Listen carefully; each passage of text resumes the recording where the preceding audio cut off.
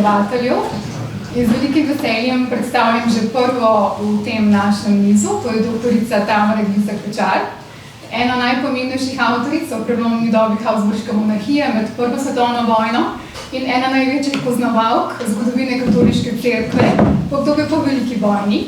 Je avtorica nekaterih temeljnih znanstvenih del iz zgodovine katoliške cerkve med Drugo svetovno vojno oziroma študij o kršitvah človekovih pravic vse do slovenske osamosvojitve. Njen današnji referat ima naslov Ideologija in religija, konflikt med komunistično oblastjo in katoliško cerkvijo v Sloveniji. Se prav lepo pozdravljam.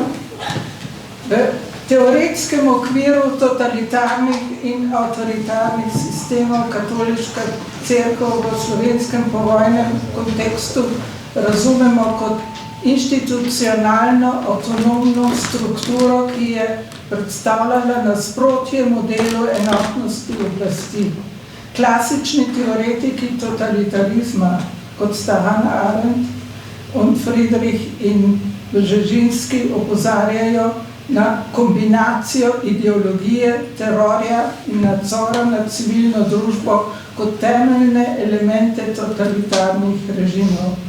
Arendtova posebej izpostavlja, da totalitarna oblast ne išče zgolj politične privolitve, temveč popolno dominacijo nad javnim prostorom, identiteto in družbenimi strukturami. Povojni razvoj v Sloveniji je mogoče razumeti kot proces vzpostavljanja in konsolidacije totalitarne oblasti, ki se je začel že med vojno z revolucionarnim nasiljem in dosegel vrh v prvih letih po koncu vojne. Postavljanje komunistične oblasti v Sloveniji po letu 1945 je potekalo v dveh medsebojno povezanih fazah, ki skupaj tvorita celovit proces utrjevanja političnega monopola. Prvo obdobje, ki sega od revolucionarnega nasilja med Drugo svetovno vojno do sredine 50-ih let, zaznamuje intenzivna in odprta represija, usmerjena v odstranitev vseh dejanskih in domnevnih nasprotnikov. Drugo obdobje pa predstavlja fazo stabilizacije oblasti, v kateri se neposredno nasilje umakne bolj subtilnim institucionaliziranim oblikam nadzora. V prvi fazi je komunistična partija delovala v logiki revolucionarnega prevzema oblasti, kjer cilj utrditve političnega monopola ni dopuščal obstoja avtonomnih družbenih struktur.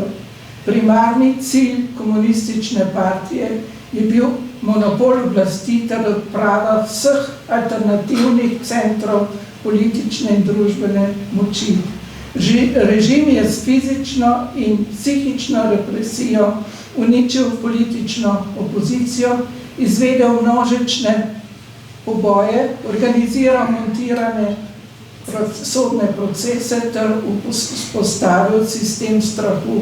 V tem okviru je bila tudi katoliška cerkev prepoznana kot ključni sistemski nasprotnik, se je predstavljala edino organizirano inštitucijo zunaj partijske kontrole z lastno hierarhijo in nadnacionalno povezavo z Rimom. Prav ta transnacionalna dimenzija je v ideološkem okviru zgodnjega socializma zbujala dodatno nezaupanje, se je bila interpretirana kot potencialni kanal vpliva zahodnega imperializma. Že novembra 1945 je bila v poročilu notranjega ministrstva označena kot hrbtenica reakcije, kar razkriva njeno politično kategorizacijo kot sovražnika režima. Stalinistični paradigmi, ki je pomembno oblikovala tudi jugoslovanski povojni model, je bila religija razumljena kot ideološki relikt prejšnjega družbenega reda in kot konkurenca monopolu politične legitimnosti. Represija proti cerkvi v tem obdobju ni bila zgolj ideološka, temveč tudi fizična in strukturna. Vključevala je hišne preiskave, množične aretacije, zaporne kazni, izvensodne poboje ter množične sodne procese proti duhovnikom, redovnikom in vidnim vernikom. Kot se je izrazil Boris Krajger, svobodo mora uživati samo tisti človek, ki je dozorel za tako svobodo in ki je vreden take svobode. Glede večine duhovnikov pa ne bi upal trditi, da so jo popolnoma vredni. Višek nasilja je bil zažig škofa Volkan, seveda v Novem mestu 20. januarja 1952. Delovanje cerkve je bilo praktično omejeno na liturgijo znotraj cerkva.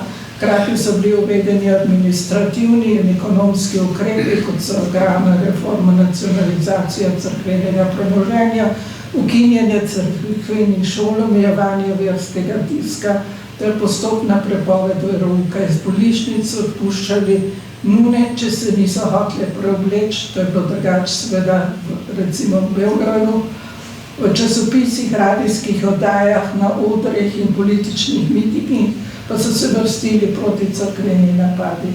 Za svoje delovanje so duhovniki, ki niso bili na svojem službenem mestu med vojno, potrebovali pristanek oblasti in to kljub temu, da so bili nekateri v koncentracijskih taboriščih oziroma so jih izselili na Hrvaško.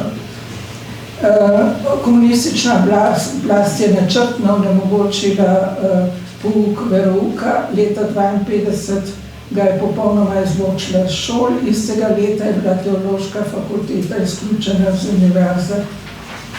Zaradi strahu pred hudimi represalijami je takoj po koncu vojne Slovenijo zapustilo 275 duhovnikov in 62 bogoslovcev. Preko taborišč v Avstriji so se postopoma izselili v različne države Evrope, Južne in Severne Amerike ter Avstralijo. Strah ni bil neosnovan. Za novo komunistično oblast je bila katoliška cerkev, kot sem že rekla, sovražnik številka 1. Predvsem zato, ker je bila edina organizirana sila izven komunistične partije. In že v pastirskem pismu 20. septembra 1945 je škofovska konferenca v Zagrebu ostro obsodila protiversko in proticerkveno ravnanje nove oblasti. Potem je tudi seveda istočasno so napisali potem 21. septembra pismo za javnost in potem 22. pismo predsedniku Titu. Med podpisniki pisem so bili 3 cerkveni dostojanstveniki iz Slovenije, levantinski škof dr. Ivan Tomažič, generalni vikar ljubljanske škofije Anton Vovk in generalni vikar za Prekmurje Ivan Jerič. Glavni represivni organ oblasti proti cerkvi je bila, tukaj sem dala kot simbol za to trčenja, ampak glavni represivni organ oblasti proti cerkvi je bila OZNA oziroma Uprava državne varnosti od 1946 naprej, pa tudi verska komisija. Tako OZNA kot tudi verska komisija sta bili ustanovljeni že leta 1944, medtem ko je SNOS po zasedanju februarja v Črnomlju začel graditi tako imenovano ljudsko oblast. Verska komisija je začela delovati 20. septembra 1944 in tako je začela sestavljati kartoteko vseh duhovnikov, redovnikov in bogoslovcev in zbirati podatke o tem, kako so se obnašali med narodno-osvobodilno borbo. Seveda pa predvsem ta politična policija oziroma, kot sem že rekla, od 1946 Uprava državne varnosti oziroma po domači UDBA zbirala obremenilno gradivo, ki se bo uporabili pri procesih proti predstavnikom cerkve in z obremenilnimi podatki in grožnjami izsiljevali predstavnike cerkve, da so pristajali na sodelovanje z njo. Takih, ki so sodelovali z prepričanja, je bilo zelo malo. V zaporih so jih skušali duševno in telesno zlomiti Leta 1945 je bil ta represivni aparat seveda šele v gradnji, do konca leta 1946 Udba pridobila v duhovniških vrstah 10 sodelavcev, potem se je to seveda nadaljevalo, že konec 47. leta je bilo 46. To je samo ena skica tega, kako od vseh strani, vseh možnih vej oblasti so pravzaprav nadzirali katoliško cerkev. To je ena skica, ki smo jo imeli na razstavi Boj proti veri in cerkvi, ki sem jo za to razstavo naredila. Spovedno je v elaboratu sodelavci zaupniki iz duhovniških vrst. To, kar piše tam, dobro bi bilo torej, ko bi se mogli zasesti naslednji položaji z zanesljivimi osebami, stolni prošt ali stolni dekan in vsaj 2 kanoniški mesti, škofovski tajnik, vodja pisarne. Ja, tudi tipkarica je važna oseba. To bi zadostovalo za temeljito kontrolo ordinariata. Po mnenju Udbe je bilo semenišče leglo reakcionarjev. Bogoslovcem so posvečali posebno pozornost, ker je bila ta, kot je formuliralo Ministrstvo za notranje zadeve leta 1951, mlad duhovniški kader, poseben zgojen za današnjo borbo proti ljudski oblasti. Zato je važno, da se taki bogoslovci diskreditirajo med ljudstvom že prej, predno nastopijo svoj duhovniški poklic. To je doseči najlažje v primerih, ko pridejo domov ali v druge kraje na počitnice, kjer se hočejo že kot duhovniški naraščaj uveljaviti med ljudstvom. Organizirati je treba nad njimi dobro opazovanje in poskrbeti, da se takoj prijavijo, če se napijejo, če se prepirajo, eventualno ne se tudi izzovejo k prekršku. Imeli so tudi pri Udbi ženske, ki so jih hotele tudi diskreditirati. Ustanovitev Cirilno-metodijskega društva katoliških duhovnikov 20. septembra 1949 predstavlja pomemben element strategije komunistične oblasti. Ustanovljeno naj bi bilo od tako imenovanih naprednih duhovnikov, dejansko pa od Udbe, seveda, ki je društvo tudi dejansko iz ozadja vodilo in tistim, ki si niso hoteli vključiti, grozila tudi zaporom, v nasprotnem slučaju pa jim je ponujala razne ugodnosti, dovoljenje za poučevanje verouka, za procesije, cerkvene nabirke, potne liste in tako naprej. Cirilno-metodijsko društvo ni bilo zgolj društvo duhovnikov, ampak instrument komunistične oblasti za nadzor nad cerkvijo. Z njimi je režim ustvarjal razdelitev med lojalnimi in nelojalnimi duhovniki ter sistemom privilegijev in kazni silijo v sodelovanje. Gre za primer posredne represije, kjer oblast ne deluje več s odprtim nasiljem, temveč s pritiskom, nadzorom in razbijanjem institucionalne enotnosti. V tem okviru je mogoče Cirilno-metodijsko društvo razumeti kot primer, kako je oblast skušala religijo ne zgolj omejiti, temveč jo vključiti v lastni sistem nadzora, pri čemer je ključni cilj ostajal isti, namreč ohranitev monopola politične moči. Če si pogledamo bilanco slovenskih žrtev iz vrst slovenskih duhovnikov, ugotovimo, da so komunisti v letih 40 do 62 v primerjavi z nacisti in fašisti povzročili največ smrtnih žrtev slovenskih predstavnikov katoliške cerkve, od skupno 232 žrtev kar 177. Komunisti so ubili 107 slovenskih škofijskih duhovnikov. Tukaj se ne nanašam samo na ljubljansko škofijo pa mariborsko škofijo, ampak so tudi slovenski duhovniki v Kopru, Trstu, Gorici, Celovcu, tudi na tem seznamu v Zagrebu, Reki in Beogradu. 15 redovnih duhovnikov, 42 redovnih bratov in 68 bogoslovcev, od slednjih kar 53 leta 45. Te številke niso vključene redovnice, ker žal število žrtev iz njihovih vrst ni znano. Smo pa na razstavi Boj proti veri in cerkvi, ki je bila v Muzeju novejše zgodovine Slovenije postavljena leta 2007 in je potovala po celi Sloveniji. Poleg tega pa je še bila v Gorici, ki je tematizirala pa je nasilje nad cerkvijo od konca druge svetovne vojne pa vse do leta 1941.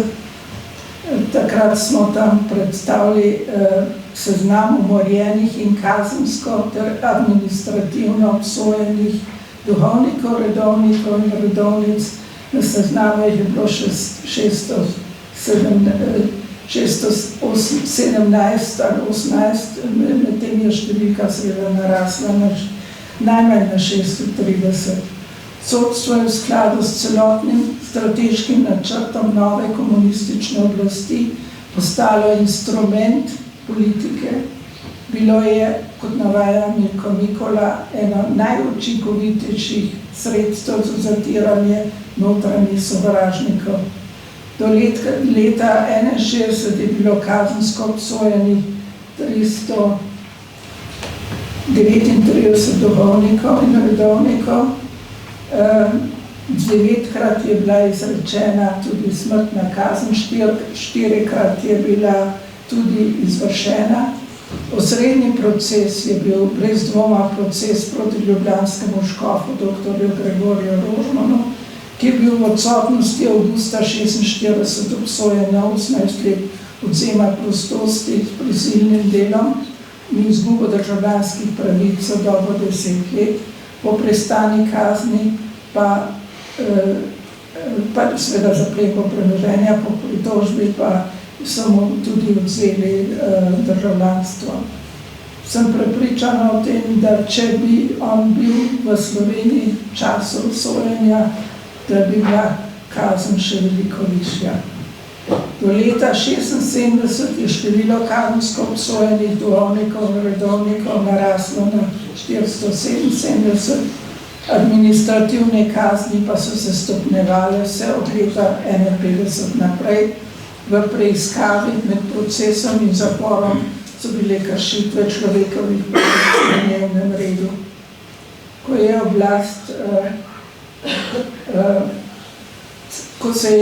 je partija oblast konsolidirala, je šlo predvsem za to, da ta ostane trdno v njenih rokah. Šlo je pa tudi za to, da seveda zavaruje pridobljene privilegije. Na drugi strani pa je režim zaradi spora s Sovjetsko zvezo postal vedno bolj odvisen tudi od mednarodne pomoči, hkrati pa so preveč očitne kršitve človekovih pravic v Jugoslaviji in Sloveniji vedno bolj odmevali v tujini, zato je partija morala vsaj navidezno spremeniti svojo taktiko. V tej drugi fazi, ki je trajala vse do osamosvojitve, se je represija spremenila. Kršitve človekovih pravic so sicer bile še vedno na dnevnem redu, postajale pa so vedno bolj subtilne, v tujini manj opazne. Ker je režim že v prvi fazi pokazal svoj pravi obraz in ljudi tako ustrahoval, da očitno surovo nasilje ni bilo več tako potrebno, ker so ljudje vedeli, česa je režim sposoben narediti. Nasilje pa seveda nikoli ni povsem prenehalo. Sodstvo je še naprej delovalo pod partijsko taktirko in mreža tajne policije je bila vedno gostejša. S strogim nadzorom in grožnjami je uspela pridobiti vedno več sodelavcev, utišala pa je tudi nasprotnikov. Začela je delovati tudi neke vrste samocenzura. Indoktrinacija je bila domala popolna. V šolah se je postavljalo marksistično, ateistično ideologijo kot temelj vsega izobraževanja. Propaganda v medijih je bila vedno bolj učinkovita, zgodovino fikcije pa se je prilagajalo potrebam partije. S tem zgodovinopisjem se še vedno ukvarjamo. V odnosu do katoliške cerkve to pomeni prehod od odkritega nasilja k nadzorovani toleranci. Čeprav represija ni prenehala, so postale njene oblike subtilnejše. Ključno vlogo je pri tem imel učinek zgodnejšega nasilja, ki je ustvaril trajno atmosfero strahu. Režimu zato ni bilo več potrebno uporabljati enake stopnje fizične sile, saj je družba že ponotranjila meje dopustnega delovanja. Nadzor nad cerkvijo se v tej fazi izvajal predvsem preko institucionalnih mehanizmov. Sodstvo je ostajalo pod političnim vplivom, kot sem že rekla, medtem ko je mreža tajne politične policije postajala vse bolj razvejana.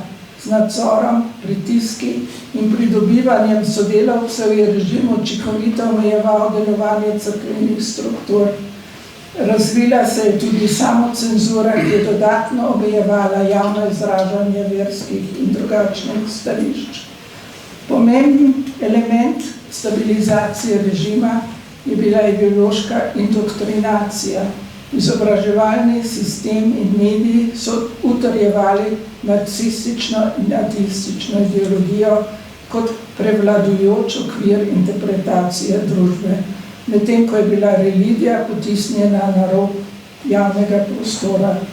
Zgodovinopisje in javni diskurs sta se prilagajala potrebam oblasti, kar je dodatno utrjevalo politični monopol.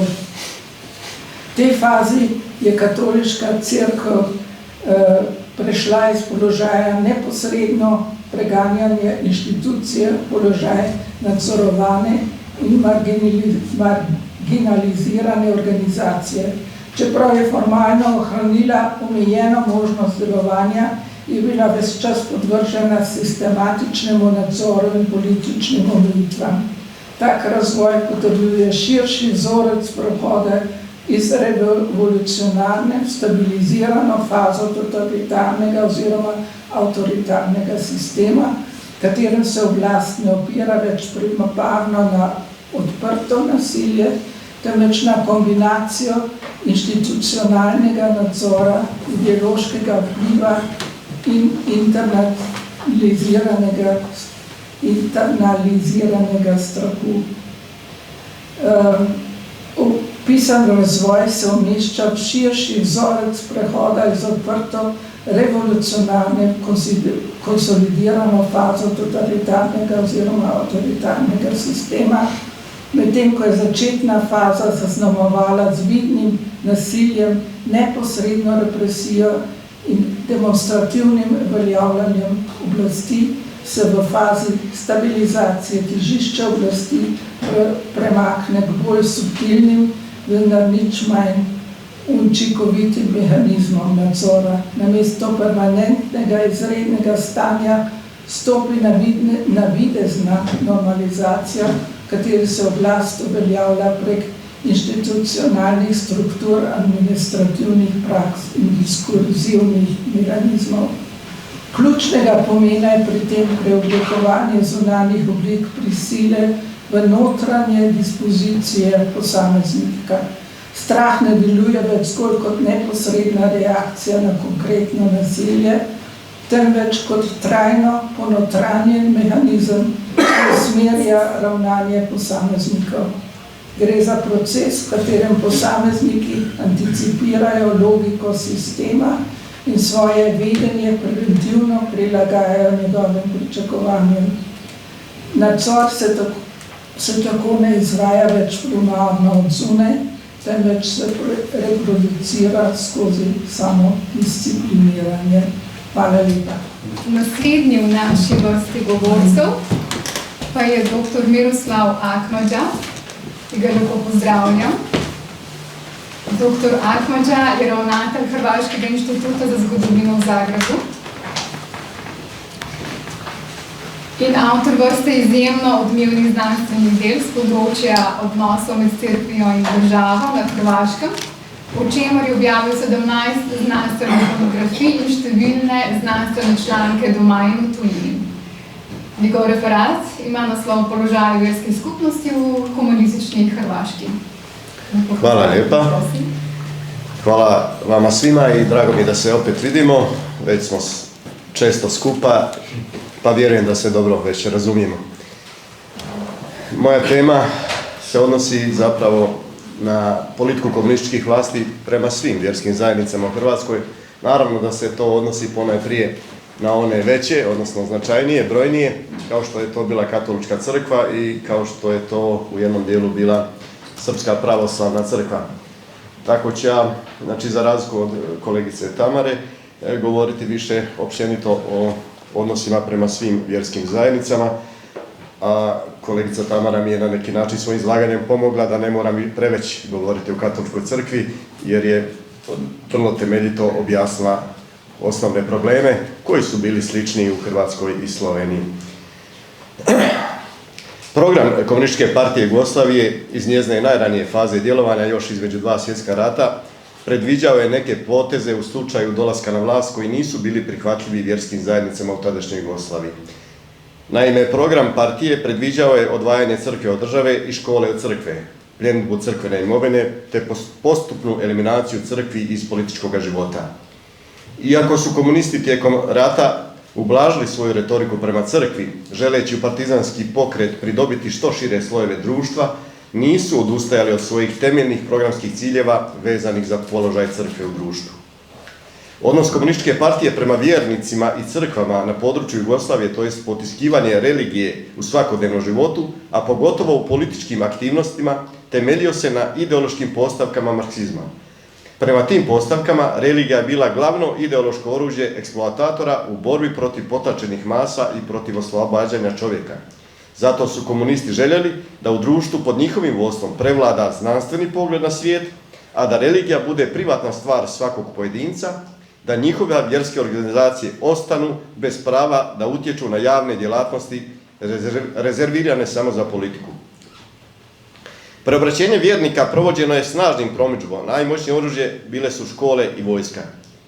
Odnos komunističke partije prema religiji i vjerskim zajednicama temeljio se i na povijesnom sjećanju.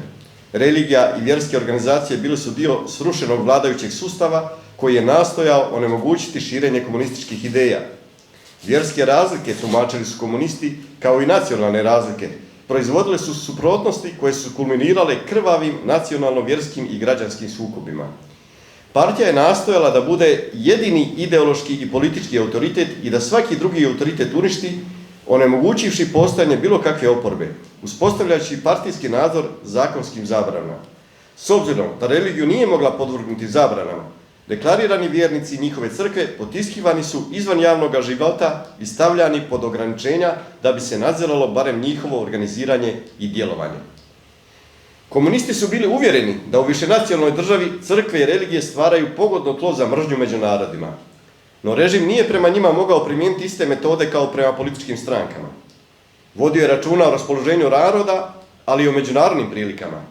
Vjerske zajednice u pravilu su imale veliki ugled i utjecaj u narodu, ne samo kao vjerske ustanove, nego i kao javne ustanove u području obrazovanja i milosrdnog rada.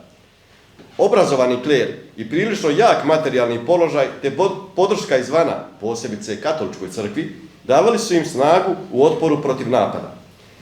Komunisti su ih doživljavali kao moguća središta okupljanja oporbenih političkih snaga i kao jake političke protivnike. Najčešće su ih optuživali za suradnju s neprijateljskom vlašću, te su instrument klasnog neprijatelja koji zlorabi vjerske osjećaje i ugrožava narodnu vlast. Komunisti su opravdavali napad na pojedine vjerske zajednice njihovim protukomunizmom, a posebice Katoličku crkvu zbog njezine nesamostalnosti u odnosu na Svetu stolicu.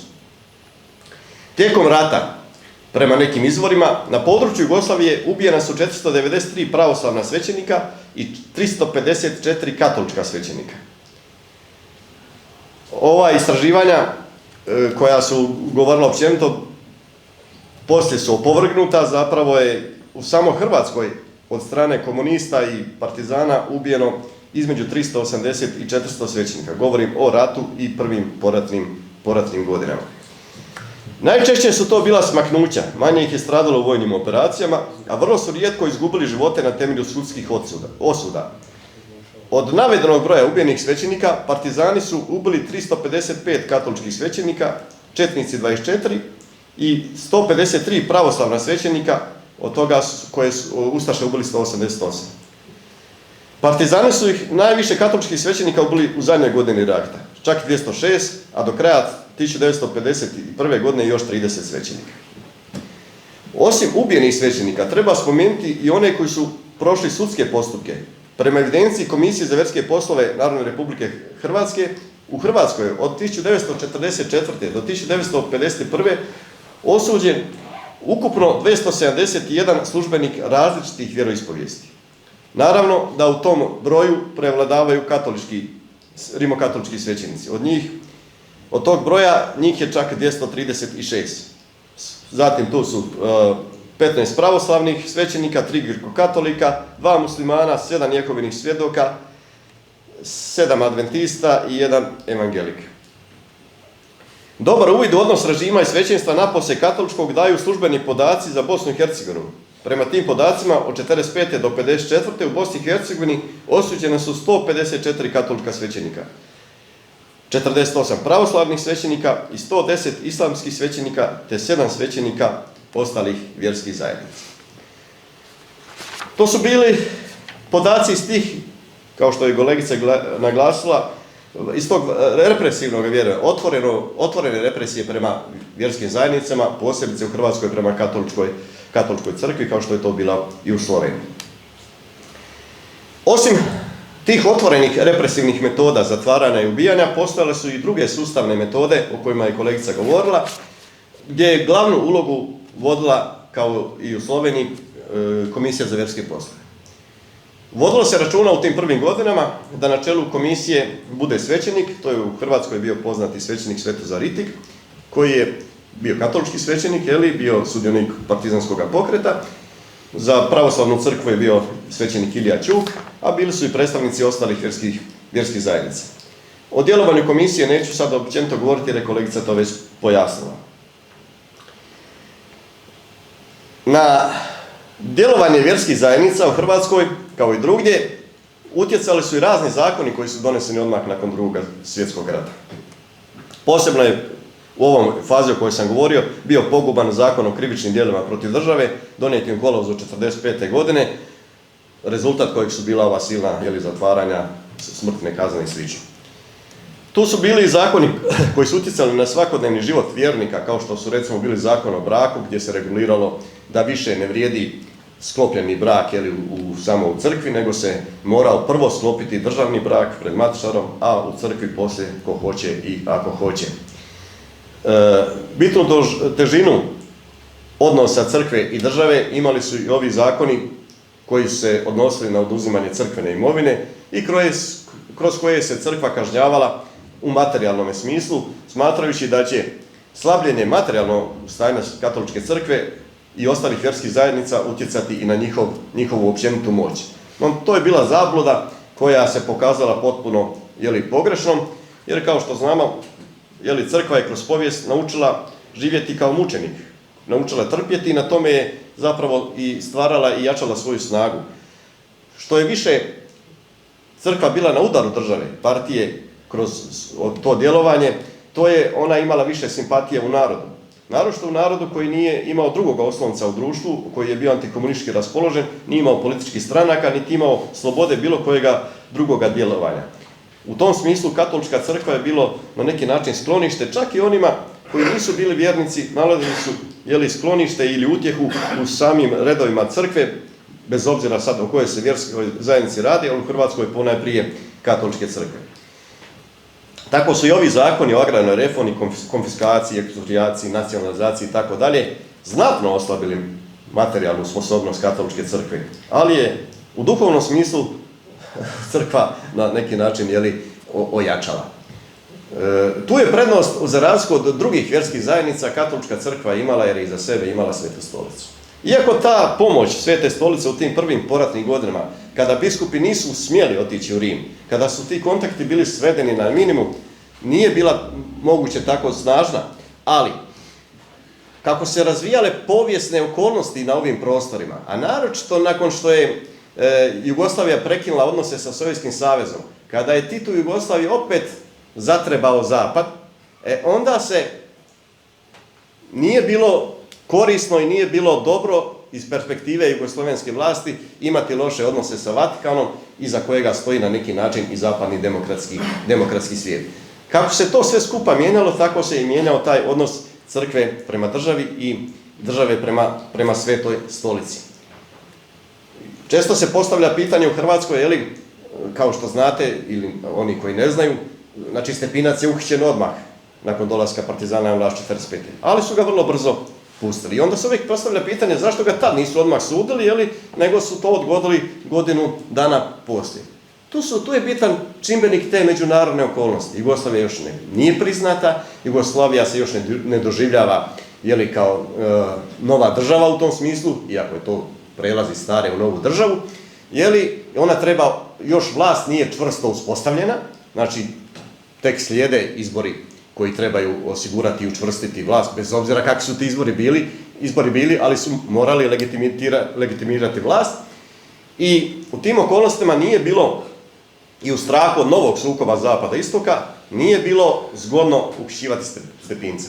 Međutim, kako se situacija za partiju poboljšavala, odnosno kako je ona formirala novu vlast, kako je stanje se stabiliziralo, kako se već znalo tko je istok, tko je zapad, tko gdje pripada i tako dalje, onda je mogla krenuti u ozbiljniji postupak, a sve je krenulo, nakon onoga pastirskog pisma u rujnu 1945. godine, kada su svi biskupi, znači i slovenski, i hrvatski i tako dalje, i bosansko-hercegovački, se ujedinili i otvoreno kritizirali djelovanje nove vlasti, odnosno partije i prema vjernicima, i prema narodu, i prema društvu općenito, i tada je krenula kampanja za uhićenje Stepinca i tako. No, neću sad trošiti vrijeme na Stepinca, mislim da o tome manje više sve znate.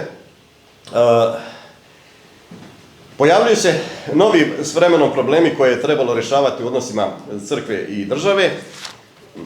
Ovdje na primjeru, znači kroz primjer katoličke crkve u Hrvatskoj nastojeću, zapravo se odnosi se i na druge vjerske zajednice. To je pitanje zabrane vjeronauka, koja je bila fakultativni izborni predmet negdje do 52. godine, onda je 52. godine zabranjen potpuno vjeronauk u školama, izbačen van. Zapravo tu počinje na neki način taj ključna borba u ovoj kasnijoj fazi o kojoj je kolegica govorila, promjene taktike komunističkog režima. Borba za mladež. Tko će pridobiti mladež na svoju stranu? I tu su metode bile poprilično slične, ali je država tu imala prednost jer je imala škole. Imala je ustanove kroz koje to može provoditi, gdje može promicati svoje ideje. Ali bez obzira na sve te prednosti koje je država imala, zapravo nije uspjela. U toj borbi, kada crkva ima mogućnost samo vjeronauk održavati kroz crkve, iako i to u početku se pokušavalo osporavati, jaču snagu su imali roditelji od svih ustanova, od svih institucija koje su djelovale u tadašnjem sustavu. Roditeljski odgoj, mi znamo koji smo živjeli u komunizmu i tako dalje, nikad nije mogao izgubiti u odnosu na odgoj koji smo dobivali u školi. Taj odgoj je prevladao i nadjačao, a crkva je imala tu svoju snažnu ulogu, jer morate računati i moramo voditi računa da je u tom vremenu 90% stanovništva, ako ne i više, bilo istinski vjernički raspoloženo. Mi kad govorimo danas da imamo, u Hrvatskoj 90% vjernika, katolika, to je fiktivno. To su ljudi koji se samo tako izjašnjavaju. Ali u onim vremenima, ako se vratimo u ta vremena, to su stvarno bili istinski vjernici. I to je bila sasvim drugačija priča. I kroz škole, ali i kroz tisak, koji opet ima samo država, kroz medije i tako dalje, pokuša se nametnuti nova ideologija, nova paradigma i tako dalje. Međutim, tu su i borbe kroz vjerske škole. Većina vjerskih škola je zatvorena, zabranjena i tako dalje. Kad su one otvorene i koje su otvorene, crkva je nastojala, odnosno država je nastojala raznim metodama spriječiti da što manje tih bogoslova bude, odnosno upisanih u svećeničke škole. Kako bi smanjili snagu crkve među mladima, ali tu je isto pretjerala, recimo oni potiču tih 50. godina, potiču mlade svećenike, dok su naročito u vojsci i tako dalje, da napuste crkvu, nudeći im povlastice da upisuju civilne fakultete, dajući im stipendije i tako dalje. I onda 58. zaključuju na Saveznoj vjerskoj komisiji, pa koju mi glupost radimo. Mi, znači, iz crkve izvlačimo one koji tako nisu željeli biti svećenici, koji su labilni, koji su slabi i tako dalje, a ostavljamo u crkvi najjače, najodanije, najsposobnije i tako dalje, koje ne možemo kupiti. I onda su ti negdje od 58. nadalje prestale sa tom metodom da se daju povlastice onima koji žele izvući iz tih svećeničkih škola. No sve skupa će se sve to poremetiti ili na neki način izmijeniti 60. godine nakon smrti Stepinca, kada država koja sada želi normalizaciju odnosa sa Vatikanom, želi optužiti Stepinca za sve ono što je bilo do tada loše.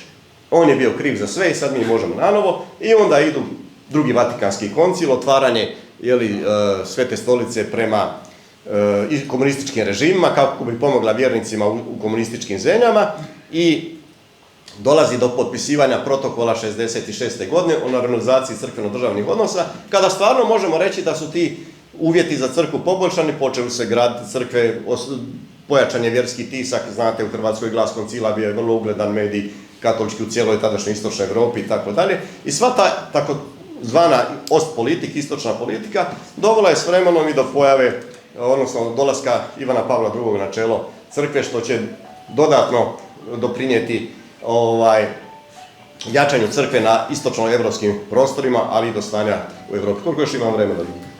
7 minuta. Sad ću malo ipak da ne zanemarim druge vjerske zajednice, preći na Srpsku pravoslavnu crkvu.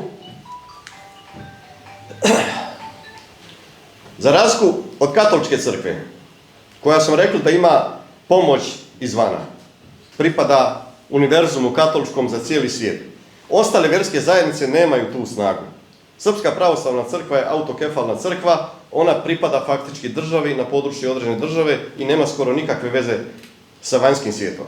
Jedina pomoć koju bi očekivala Srpska pravoslavna crkva u tom vremenu bila je iz Rusije. A šta se dogodilo u to vrijeme sa crkvom pravoslavnom Rusiji? Još gore nego što se događalo ovdje. Tako da oni pomoć izvana nisu imali nikakvu. I oni su faktički prisiljeni na suradnju sa državnim vlastima. Iako su oni naučili surađivati s državnim vlastima, jer su prije toga bili ustavno državna crkva u vrijeme Kraljevine Jugoslavije. Komunisti su se u početku neprijateljski odnosili prema Srpskoj pravoslavnoj crkvi. Međutim, sa Srpskom pravoslavnom crkvom u Hrvatskoj nije bilo većih sukoba. Lojalnost i rodoljubivost, kako su nazivali pravoslavnog klera, nasuprot nedoličnosti katoličkih vjerodostojnika, istaknuo je Josip Broz Tito u razgovoru s dopisnikom francuske komunističke L'Humanité početkom studenog 1945. godine, može se pretpostaviti da sukoba nije bilo, jer je SPC u odnosu prema NDH i obnovi Jugoslavije podržavala novu vlast. Ponovnim ujedinjenjem Srba u jednoj državi, što je bio glavni motiv političkog djelovanja pravoslavne crkve, splasnuo je njezin politički angažman. Osim toga, mnogi pokazatelji govore o omasovljenju komunističke partije među hrvatskim Srbima, koji su sudjelovali u partizanima u mnogo većem postotku no što je njihov udio u broju stanovništva. To je vjerovatno rezultiralo i njihovom ateizacijom i slabljenjem utjecaja Srpske pravoslavne crkve. Dakle, različit odnos KP prema katoličkoj crkvi i Srpskoj pravoslavnoj crkvi zapravo je bila posljedica različitih odnosa tih dviju crkava prema komunističkim vlastima i prema Jugoslaviji kao takvoj. Zanimljiv je podatak o razlikama između katolika, pravoslavaca i muslimana koji su bili u vojsci. Prema analizi vojnih tijela nakon vojske, a očito i pod pritiskom, mnogi pravoslavci i muslimani odbijali su vjerski poziv, za koji su odlučili prije vojske. Taj je broj među katolicima bio potpuno zanemariv. Političke prilike tijekom drugog rata, svjetskog rata i neposredno nakon njega imali su za pravoslavnu crkvu nepovoljan razvoj, od kojeg se dugo nije mogla oporaviti. Razaranje crkvene organizacije, progoni pravoslavnog stanovništva i građanski rat između partizana i četnika bili su razorni. Ratom proređena i s uništenim crkvama, bez međunarodnog zaleđa, s hipotekom nosioca srpskog hegemonizma, suočila se s komunističkim protivnikom. Srpska pravoslavna crkva sebe je potpuno identificirala sa Srbijom kao državom i sa Srbima kao narodom. Stvaranje federativne Jugoslavije, a ne Jugoslavije kao proširene Srbije, primila je kao gubitak državnosti, a samim tim i kao ugrožavanje nacionalnog identiteta srpskog naroda. Srpska pravoslavna crkva, autokefalna i neovisna te materijalno zavisna crkva, usko vezana uz državu, tretira nacionalni problem kao element religije, pa nije samo religijska, nego i nacionalna ustanova. Nakon ulaska partizana u Beograd, njihov odnos prema pravoslavnoj crkvi bio je korektan, posebice zbog njezina velikog utjecaja u narodu. Mitropolit Josif jako se angažirao u uspostavljanju komunikacije s novim režimom, naročito iskazujući simpatije prema Crvenoj armiji. S druge strane, najviši partijski rukovoditelji sudjelovali su na svim crkvenim svečanostima u organizaciji Srpske pravoslavne crkve, a crkvenim uglednicima pružane su sve službene počasti. Međutim, malo je tu bilo iskrenosti. Mitropolit Josif privatno je pokazivao netrpeljivost prema novoj vlasti, žaleći se na oduzimanje crkvene imovine i progon svećenica, posebice episkopa Ćirića. Zbog svih ovih događanja, pravoslavna crkva se suočila sa nedostatkom svećenika. Od ukupno 353 postojeće parohije na području Hrvatske u prosincu 1946. nepopunjene su bile, dakle, bez svećenstva čak 233 parohije, a popunjenih samo 112.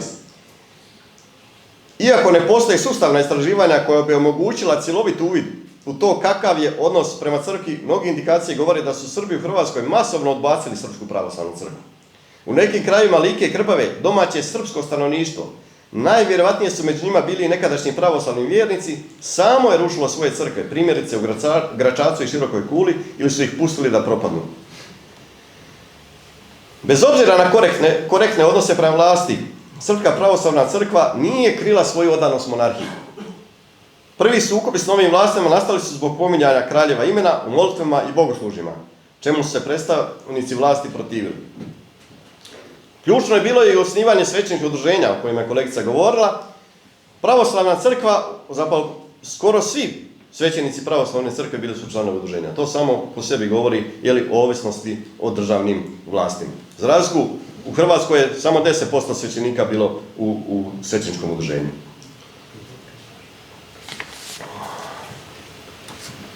Odnosi Srpske pravoslavne crkve i komunističkih vlasti zapali su u krizu i krajem 60-ih, ponajprije zbog uloge države u osnivanju autokefalne makedonske pravoslavne crkve. Ovo je bitno naglasiti. Znači, osim što je država nastojala držati vjerske zajednice pod svojim nadzorom, velike vjerske zajednice uvijek je nastojala razjediniti, rascijepkati. To je činila s katoličkom crkvom kroz svećenička udruženja, tako i sa drugim crkvama, ali i na primjeru ove Srpske pravoslavne crkve, interes vlasti je bilo osnivanje druge pravoslavne crkve kako bi se smanjila moć i jedinstvo Srpske pravoslavne crkve na jugoslavenskim prostorima. Koliko još imam vremena? Gotovo. Samo zaključno. Sličnu situaciju imale su ostale vjerske zajednice, posebice islamska vjerska zajednica koja je pretrpjela puno zbog toga što je bila sklona ustaškom režimu, pa je bila na udaru komunističkih vlasti, jer, kao što znate, znatan dio islamske vjerske zajednice bio je priklonjen uz ustaški režim i njeno vodstvo stradalo je poprilično nakon završetka Drugog svjetskog rata, da bi se na kraju, kao i Srpska pravoslavna crkva, vrlo brzo priklonila vlasti i postala njen podupiratelj, jer nije imala izbora, jednostavno nije se imala na koga osloniti izvan svojih okvira.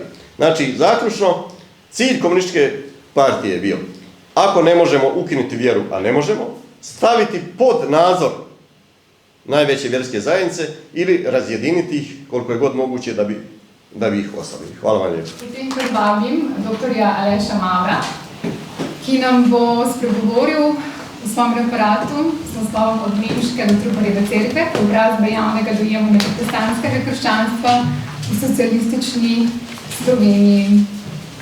Prosim in dobrodošel. Ja, lepo pozdravljeni, zelo težko mi je nastopiti po tem odličnem referatu, ker kljub temu, da sem zelo hvaležen organizatorjem za vabilo, se je izkazalo, da je bila naloga prehuda in mi je uspelo doslej pripraviti samo nekakšna prolegomena k temi, o kateri ne bi govoril, tako da je moj prispevek bolj neki esejistični premislek o nekem razmerju, ki je po mojem mnenju v drugi polovici 20. stoletja doživel zanimivo preobrazbo.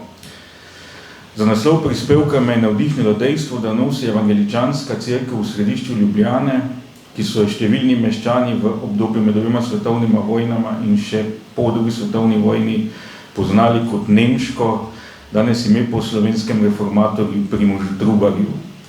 Na simbolni ravni ta sprememba odsekava proces, ki se je odvil v razmerju med povojno socialistično oblastjo v Sloveniji in protestantskim krščanstvom, pri čemer v glavnem mislim na tisto luteranskega predznaka. Kot je razvidno že iz navedenega poimenovanja, je bila v omenjenem procesu ključna figura Primoža Trubarja, v manjši meri tudi njegovih kolegov v reformacijskem gibanju 16. stoletja. Mislim, da ni pretirano reči, da je že čas Trubarjevega delovanja postavljal po drugi svetovni vojni vladajoče strukture v Sloveniji pred veliko zadrego. Za evropske socialistične režime nasploh so namreč značilne težave z integriranjem zgodovinskih in kulturnih vsebin in zgodnejših obdobij in okolij, v katerih so po vojni pridobili skoraj absolutno oblast, vlasten narativ, s katerim naj bi na vse zadnje to absolutno oblast legitimirali. Te težave so bile nedvomno večje kot pri nacionalsocialističnem režimu v Nemčiji ali pri drugih nekomunističnih, avtoritarnih in totalitarnih režimih v Evropi, so se lahko ti v obilni meri sklicevali na sicer docela po svoje razumljene gradnike skupinskih istovetnosti in osebnosti iz preteklosti.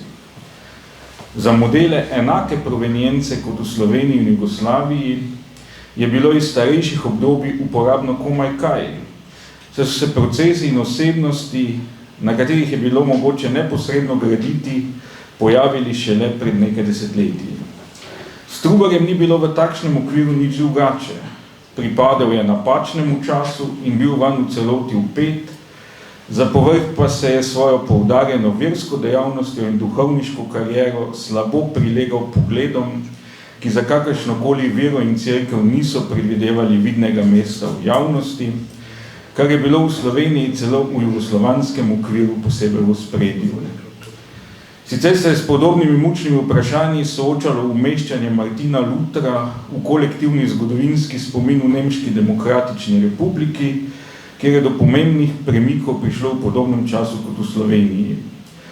Prvi korak do večje sprejemljivosti Trubarjevega lika pa je vsekakor lahko vodil le preko vsaj delne sekularizacije njegovega delovanja. A šlo je zgolj za prvi korak. Naslednje težavno vprašanje je bilo, ali je mogoče prispevek Trubarja in njegovih kolegov iz 16. stoletja, če je že mogel dobiti pozitiven predznak, povezati z realno obstoječo evangeličansko cerkvijo v slovenskih deželah v 19. in 20. stoletju. Tu ni šlo samo za to, da je uspeh proti reformacije in katoliške obnove od konca 16. stoletja naprej v osrednjih slovenskih pokrajinah pretrgal institucionalno kontinuiteto protestantskih skupnosti. Ko so od polovice 19. stoletja postale spet vidno navzoče, so imele v osrednje slovenskih pokrajinah vsaj na zunaj izrazito nemški značaj. Ta sicer, kot dokazuje denimo pogledi Teodorja Elceja ali Augusta Dimica, ni izključeval možnosti za vključitev Trubarja samega v njihov zgodovinski spomin, vendar so bile ali bi bile izpeljave vsekakor drugačne kot pri Slovencih.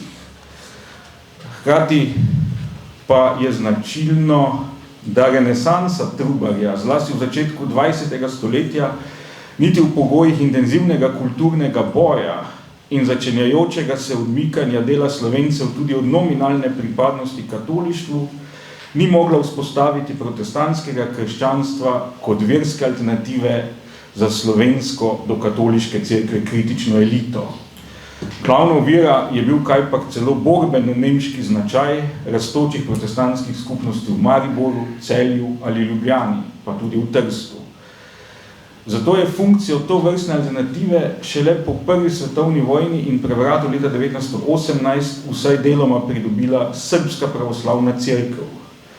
Tu je treba obrobo pripomniti, da je pravoslavju pri Slovencih v tem obdobju pripadla podobna vloga kot luteranstvu pri mnogih nemško govorečih prebivalcih slovenskih zgodovinskih dežel ob koncu 19. in začetku 20. stoletja v okviru gibanja proč od Rima. Obe verski izročili sta imeli tukaj preko neznačaj civilne religije, le sorazmerno redko pa bi lahko govorili o globljih verskih motivih za prestopanje. Vsaj o privlačnosti pravoslavja za Slovence ne gre zanemariti niti praktičnih vidikov, zlasti v povezavi z bolj fleksibilnim zakonskim pravom. Oba nabora razlogov sta po uvedbi vsakršni verski opredelitvi nenaklonjene socialistične oblasti odpadla. Ob nemško zaznamovanem protestantizmu je seveda obstajal še v slovenskem etičnem prostoru ob koncu druge svetovne vojne številčno najmočnejši slovenski s težiščem v Prekmurju. Tudi njegova dediščina ob nastopu socialističnega režima ni bila neproblematična. Najprej je to luteranstvo raslo za večino Slovencev neznanem in nerazumljivem okviru dežel krone svetega Štefana. Vsaj na zunaj je bilo hkrati videti, da se je vsaj vodstvo prekmurskih evangeličanov oklepalo povezave s to stoletno tvorbo in je poudarjeno gojilo posebne oblike v slovenske istovetnosti, ločeno od tiste v drugih slovenskih pokrajinah.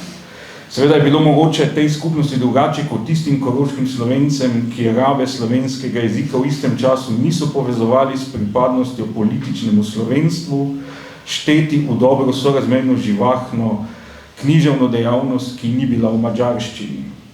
Po drugi strani ni bilo mogoče prezreti vidne vloge nekaterih predstavnikov te skupnosti, kakršen je bil ugledni fizik Aleksander Mikola na madžarski strani v boju za meje po veliki vojni.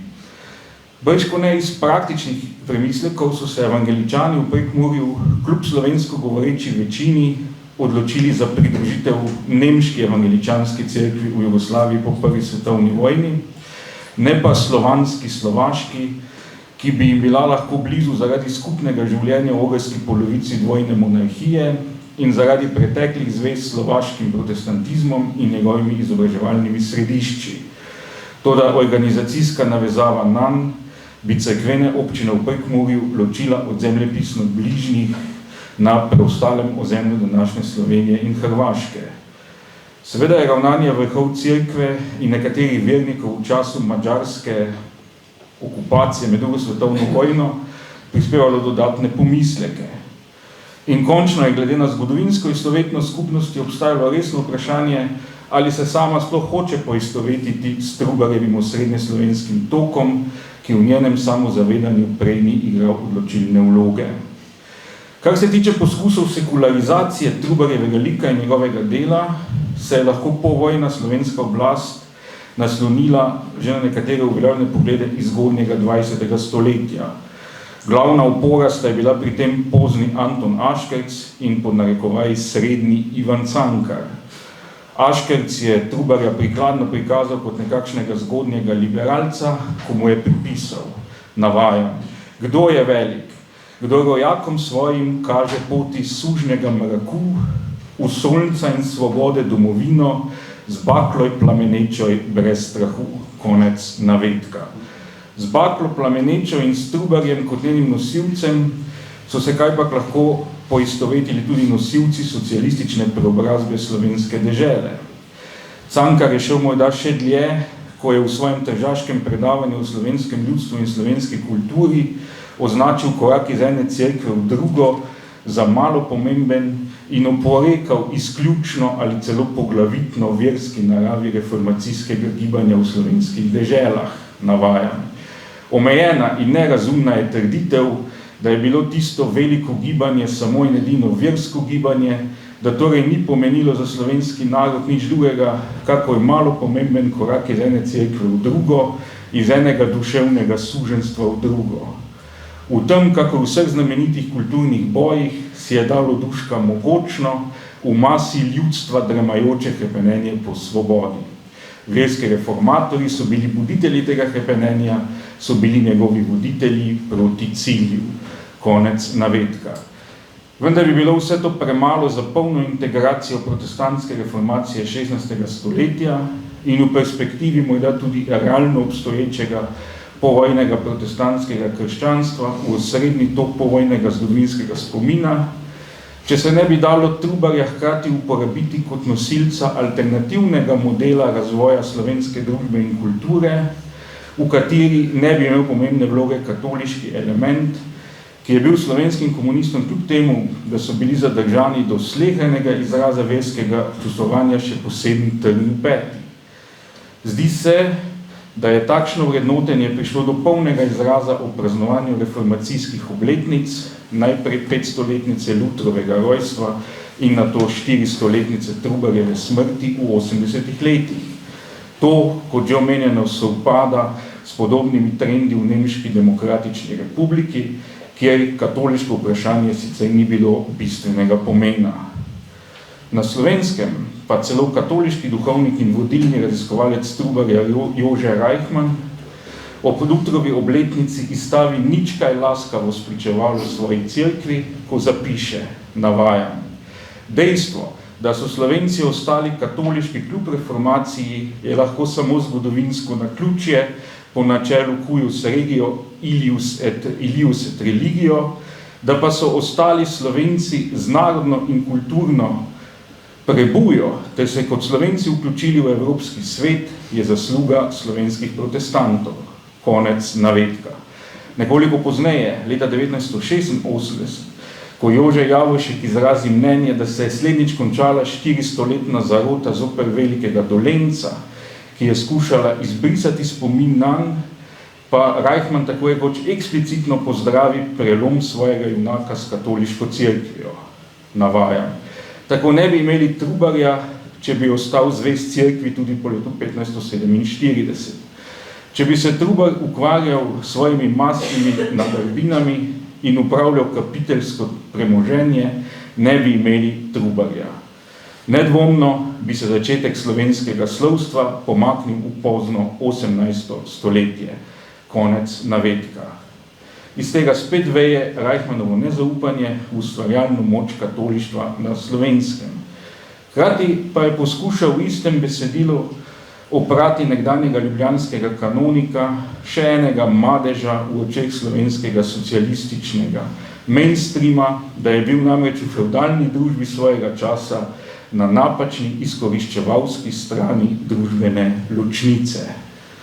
Tukaj je treba povedati, da je recimo Boris Ziher leta 1951 ob 400-letnici izida prve slovenske knjige Trubarja v najboljšem primeru označil kot oportunista, v najslabšem primeru pa nekoga, ki je bil od ljudstva popolnoma odtujen in ki je bil zaveznik, kot pravi Ziher, nazadnjaškega meščanstva in reakcionarnega plemstva. Zato mu je Reichmann sedaj pripisal izjemen občutek za krivice v družbi. Navajam: ob Trubarju reformatorju so slovensko zgodovino ustvarjali kmečki upori. Z njimi je Trubar rastel, vedel je za kmečki upor 1515, vedel za velikih hrvaško-slovenski upor 1573.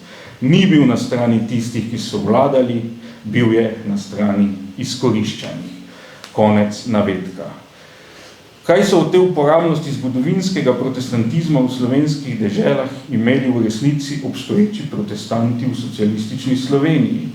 Najprej malo ali nič, potem pa je treba opozoriti na precej različno usodo na slovenskem, Štajerskem in Ljubljani na eni, ter v Prekmurju osredinjene prevladujoče veje na drugi strani.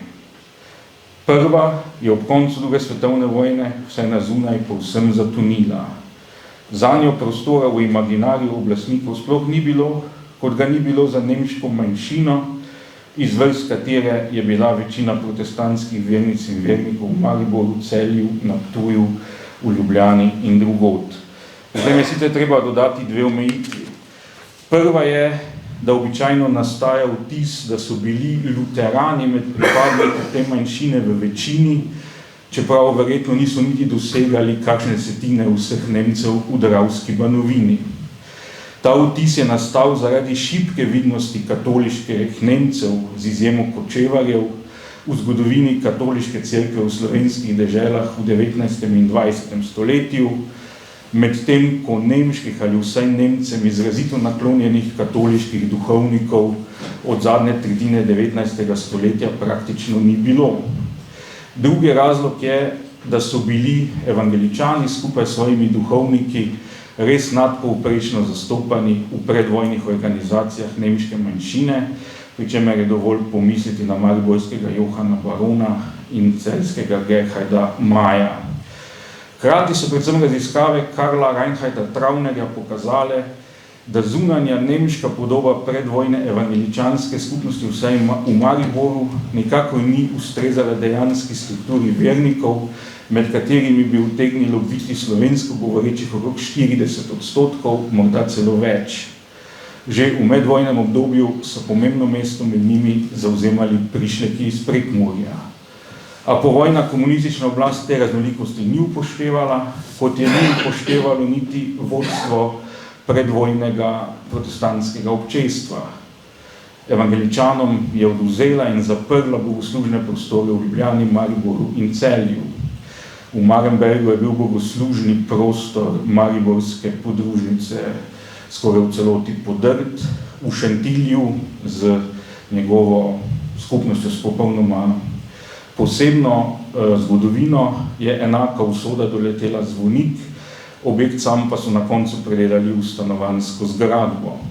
Tukaj bi se lahko pomislili na podobno brezbrižnost sakralne dediščine, ki se je kazala v danes že omenjeni žalostni usodi mursko-soboške sinagoge. Toda oblast je vendarle hkrati pokazala, da obstaja med sicer nasploh nepriljubljenimi verskimi skupnostmi hierarhija. Celjsko-protestantsko cerkev je dala podobno kot v svoji domišljiji z nemštvom neločljivo povezano ljubljansko križniško cerkev v uporabo starokatoličanom, ki so veliko bolj ustrezali njenemu začasnemu idealu nacionalne in predvsem protikatoliške cerkve, mariborsko pa nacionalno znova primernejšim pravoslavcem. Mariborski evangeličani, za katere se je v banketi leta 1951, ki jo je izvedlo vodstvo slovenskih evangeličanov v Prekmurju, izkazalo, da jih je kljub skoraj popolnemu zatonu nemške skupnosti še vedno okoli 200, do leta 1954 pa so odkrili še nadaljnjih 200, kar je potem skupaj pomenilo okoli petino predvojnega števila, so si pa morali svojo Kristusovo cerkev s pravoslavci na to deliti globoko v 90. leta prejšnjega stoletja. Bogoslužje je bilo ponovno omogočeno leta 1952, enako kot v primeru ljubljanske nemške, današnje Trubarjeve cerkve. V Celju starokatoličani niso bili dolge sape, saj je prevladujoči socialistični svetovni nazor v družbi ukinil njihov raison d'être kot civilne religije, zato so v 60. letih v začetku 20. stoletja zgrajeno cerkveno stavbo preprosto podrli, tudi z utemeljitvijo, da to ne pomeni nobene škode, saj da gre za psevdogotsko, torej neizvirno stavbo. Organizacijska povezanost s prekmurskimi protestanti je povzročila, da se je istovetnost spodnještajerskega in krajinskega protestantizma razvijala v glavnem po enakih tirnicah, čeprav bi bilo gotovo zanimivo iskati ohranjene posebnosti nemškega luteranstva pri nas v teh skupnostih. Kar se pa številčno vse skozi večinskega toka slovenskega protestantizma s težiščem na nekdanjih svetoštefanskih tleh tiče, jo je po drugi svetovni vojni v glavnem odnesel bolje. Nekateri njegovi vodilni predstavniki, kakršen je bil podjetnik Josip Benko, so sicer padli kot žrtve komunističnih oblasti, toda vodilni duhovniki so se v glavnem sorazmerno uspešno prilagodili novi resničnosti, kot so se nekoč prehodu v južnoslovanski okvir, kar je sicer veljalo tudi za večinsko nemški protestantizem na Štajerskem in Kranjskem. Evangeličanski koledar, obnovljeni evangeličanski koledar, je začela kmalu krasiti Titova slika, ki je bila dokaj običajna, prikazan tudi v prvih povojnih letnikih katoliškega koledarja družbe svetega Mohorja, ki je izhajal v Celju. Gonilna sila predvojnega duševnega lista Adam Lutar je pomembno vlogo v skupnosti obdržal še 2 desetletji po vojni. Na stike z Madžarsko, seveda predvsem po letu 1948, ni bilo več misliti, in s časoma je prekmursko luteranstvo dejansko prevzelo mesto naslednika Trubarja in njegovih med Slovenci, kot je denimo razvidno iz zapisa inšpektorja Evangeličanske cerkve v Socialistični republiki Sloveniji Jožeta Kuharja v besedilu ob 40-letnici zmage nad fašizmom leta 1985. Navajam. Ne moremo pa dovoliti, da se posamezniki javno spotikajo v našo preteklost. Znano je, da je reformacija že v letu 1580 zajela naše kraje, da je večina takratnega prebivalstva tega območja prevzela evangeličansko vero. Ali je prihajal vpliv reformacije od slovenskih reformatorjev, od Primoža Trubarja in drugih, ni popolnoma dognano. Znano nam je le, da so pregnani slovenski duhovniki dobili zatočišče v Petanskem gradu v Muri in sem so prihajali verniki iz štajerskih in kranjskih bogoslužij. Iz tega lahko sklepamo, da so imeli nekaj skupnega in je njihov vpliv segal tudi med prekmurske Slovence. Konec navedka. Za posebej plodno, za dokončno uveljavitev dejansko obstoječe evangeličanske cerkve v Sloveniji kot Trubarjeve se je morda izkazalo protestantsko načelo, pojem povzet po teologu Pavlu Tilihu, ki govori o tem, da niti konec protestantizma ne pomeni konca protestantskega načela in nadaljevanja reformacije. Za slovensko resničnost in za v povojni Sloveniji uradno razglašene poglede bi to pomenilo, da je samo dejstvo reformacije kljub njenemu zunanjemu neuspehu pomenilo, da je njen kvas prekvasil vse slovensko testo, s tem pa odpravil katoliško prevlado in naredil protestantizem pod Alpami za nekakšnega naravnega zaveznika socialističnih oblasti, čeprav je bil njihov dejanski odnos do njega kot verskega izročila vse prej kot enoznačen. Na tej podlagi bi lahko predvsem po osamosvojitvi morda govorili o vnovični uveljavitvi protestantizma kot nekakšne civilne religije. Hvala lepa.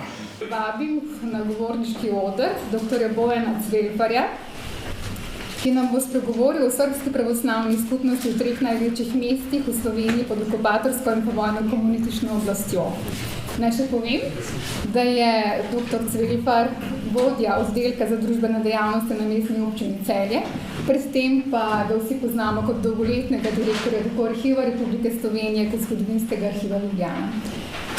Dobrodošli in se veselimo predavanja. Ja, lep pozdrav vsem, tudi z moje strani. Najprej se zahvaljujem seveda za povabilo.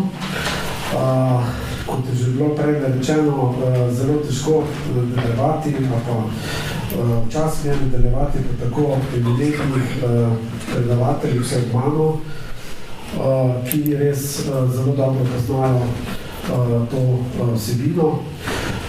Glede na to, da je eden od predhodnikov, hrvaški kolega Miroslav Akmadža, že zelo dobro opisal odnos med komunistično povojno oblastjo in srpsko pravoslavno cerkvijo nekako nasplošno ali pa v Hrvaškem.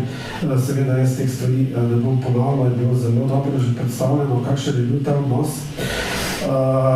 Drugače pa moj prispevek moram takoj povedati, tako kot je že naslov razvidno, ne obravnava pravoslavne skupnosti v Beli krajini, ki si seveda zasluži še eno posebno obravnavo, tako tudi za nazaj, tudi za naprej in mislim za povojni, predvojno, povojni in se mi zdi, da tudi to je ena taka specifika, ki je res vredna poglobljene zgodovinske obravnave, ki še v bistvu čaka na to. Tudi poglobljenih razprav o povojni v razmerah povojni socialistični, komunistični Jugoslaviji bi zahtevalo še dodatnih poglobljenih raziskav, kot sami veste, verjetno sem se jaz večinoma ukvarjal z pravoslavno cerkvijo v Sloveniji in to beba vojnama, vsekakor pa so tudi posegal nekaj čas v okupacijski čas in pa čas, tako čas po vojni. Zato mi prosim dovolite, da na začetku mogoče samo urišem čisto na kratko stanje za Srpske pravoslavne cerkve v Sloveniji v treh največjih mestih pred začetkom druge svetovne vojne. V prelomu iz leta 40-41 so ljubljanski pravoslavni župniji našteli okoli 3000 pravoslavnih vernikov, razmerja med civilnimi in uniformiranimi je bilo nekako pol-pol. Verniki so se v leta 36 zbirali v pravoslavnem hramu svetega Cirila in Metoda, temeljni kamen zanje 20. junija 31 posvetil patriarha Varnava, odprtje še v notranjosti nedokončanega hrama in začasno posvetitev pa sta potekali na praznik Zedinjenja 1. decembra 36. V Mariboru je Mariborska pravoslavna cerkvena občina na predvečer začetka druge svetovne vojne štela že okoli 2000 pravoslavnih vernikov. Temeljni kamen za novo cerkev in prenovano spominski hram Lazarica je bil posvečen 12. augusta 34, ali predvsem zaradi pomanjkanja finančnih sredstev do pričetka druge svetovne vojne na naših tleh ostal nedokončan. Za Celje imamo natančnejše podatke o številu pravoslavnih vernikov za leto 38, Celjska župnija je premogla 683 vernikov. Celjski pravoslavni verniki so svoj hram svetega Save zgradili leta 32, 19. junija tega leta je slavnostno posvetitev opravil patriarh Varnava. Pravoslavni verniki v Dravski polovini, ki so predstavljali le 0,5% prebivalstva, so neposredno pred začetkom druge svetovne vojne v Jugoslaviji spadali pod Zagrebško eparhijo, se pravi tako kot danes pod Zagrebško mitropolijo, razen parohije v Mariboru, ki je ostala pod Gornjekarloško eparhijo s sedežem v Plaškem. Med okupacijo se je po nenadnem dopadu silu sina Jugoslavijo 6. aprila 1941 v bistvu prišlo kot vemo do hitre kapitulacije jugoslovanske vojske in v Ljubljano je že 13. aprila 1941 korakala jugoslovanske vojske in 11. aprila korakala italijanska vojska. Pravoslavni duhovnik v Ljubljani, torej Bogdan Matkovič, je ostal v Ljubljani ves čas okupacije in redno vršil bogoslužja. Ljubljanska pravoslavna cerkev je postala nekakšno približališče številnih pravoslavnih beguncev, predvsem iz Hrvaške, Madžarske in dela Slovenije, ki se znaša pod nemško okupacijo. V Mariboru so takoj po korakanju nemških okupacijskih sil pravoslavno cerkev porušili do tal. Pravoslavna arhitektura v središču mesta je bila preveč na poti. Kljub temu, da so cerkev minirali, je rušenje trajalo kar nekaj dni. Nemci so na prizorišče pripeljali vojne urednike, da so dokončali rušitev. Pismo župnika Urbana Grgoliča iz Brezja, ki je moral kot nemški urednik pomagati pri rušenju cerkve, priča nekaj o tem. Navajam. Bil sem eden od 16 frančiškanov, ki so jih Nemci 20. aprila odpeljali iz Mariborskega samostana v mestu Vojašnico. Na delo smo vedno odhajali v spremstvu straže. Tako smo tudi nekega dne šli na delo do pravoslavne cerkve. Bila je že skoraj da popolnoma porušena. Opeke so bile na kupih. Naše delo je bilo, da to opeko čistimo in zložimo. Konec citata. Najbolj tragično je bilo to, da so rušenje morali izvršiti mariborski meščani, ki so bili zaprti v Ljubljanski vojašnici, med njimi prvi vrsti katoliški duhovniki. Tudi v Celju se je nemški okupator takoj po prihodu v mesto najprej znesel nad reprezentativnim pravoslavnim sakralnim objektom, hramu svetega Save. Že v prvih dneh okupacije so ga minirali ter vrgli v zrak. To pa ni šlo tako zlahka, saj se je močno železobetonska konstrukcija uspešno upirala eksplozivov. Rušitelji so svoje delo morali končati z rokami. Celjski predvojni pravoslavni paroh, protojerej Ilija Budovan, je vojna leta preživel kot divizijski duhovnik v dinarski četniški diviziji, po vojni pa se je 30. julija 1949 z družino ustalil v Avstraliji. Pravoslavno versko življenje med vojno pa je v Celju popolnoma zamrlo. Zelo zanimiva osebnost v tem hudem medvojnem času je bil Tugomir Dekleva, ki je prevzel po prestopu v pravoslavno ime Gorazd, ki velja za prvega pravoslavnega meniha slovenskega rodu. Junija 1934 je bil namreč v Sremskih Karlovicih posvečen za hieromeniha. Ob nemškem napadu na Jugoslavijo odšel v Beograd kjer je organiziral slovensko pravoslavno življenje.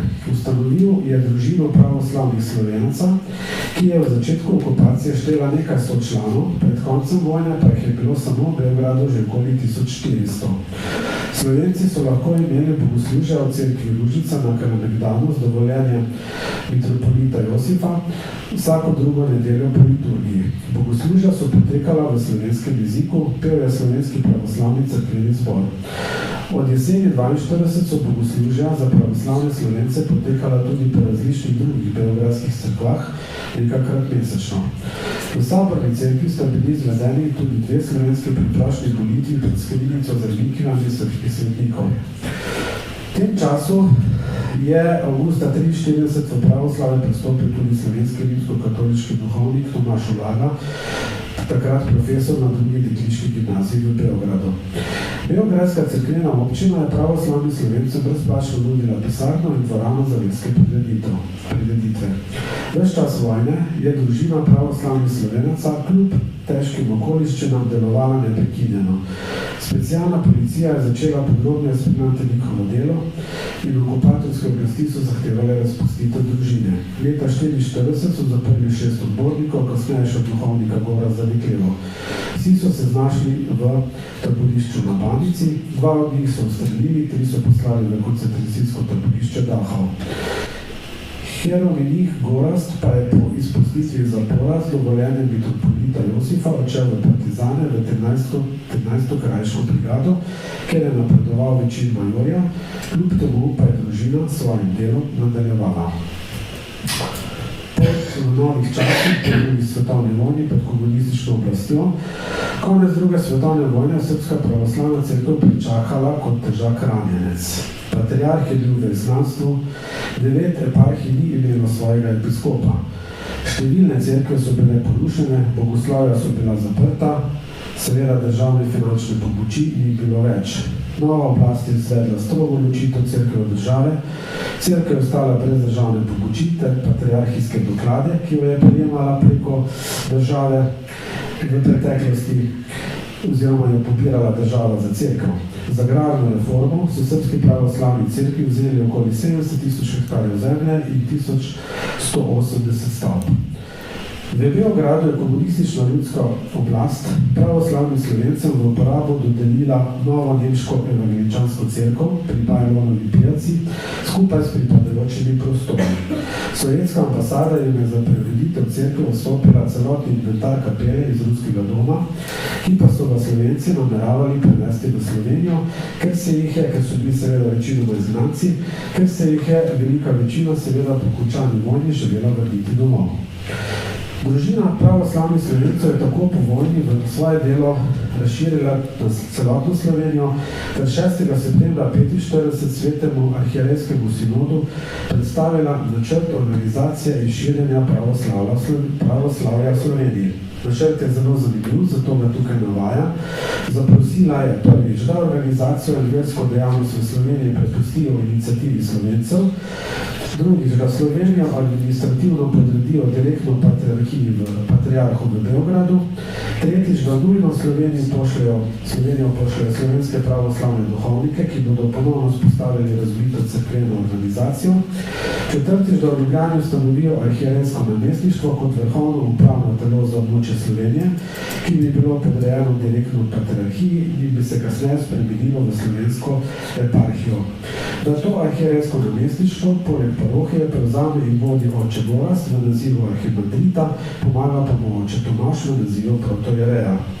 Da tedanjega ljubljanskega paroha protojereja Bogdana Matkoviča premestijo iz Ljubljane in da vsaj z enkratno finančno pomočjo omogoči odhod slovenskih duhovnikov v Slovenijo.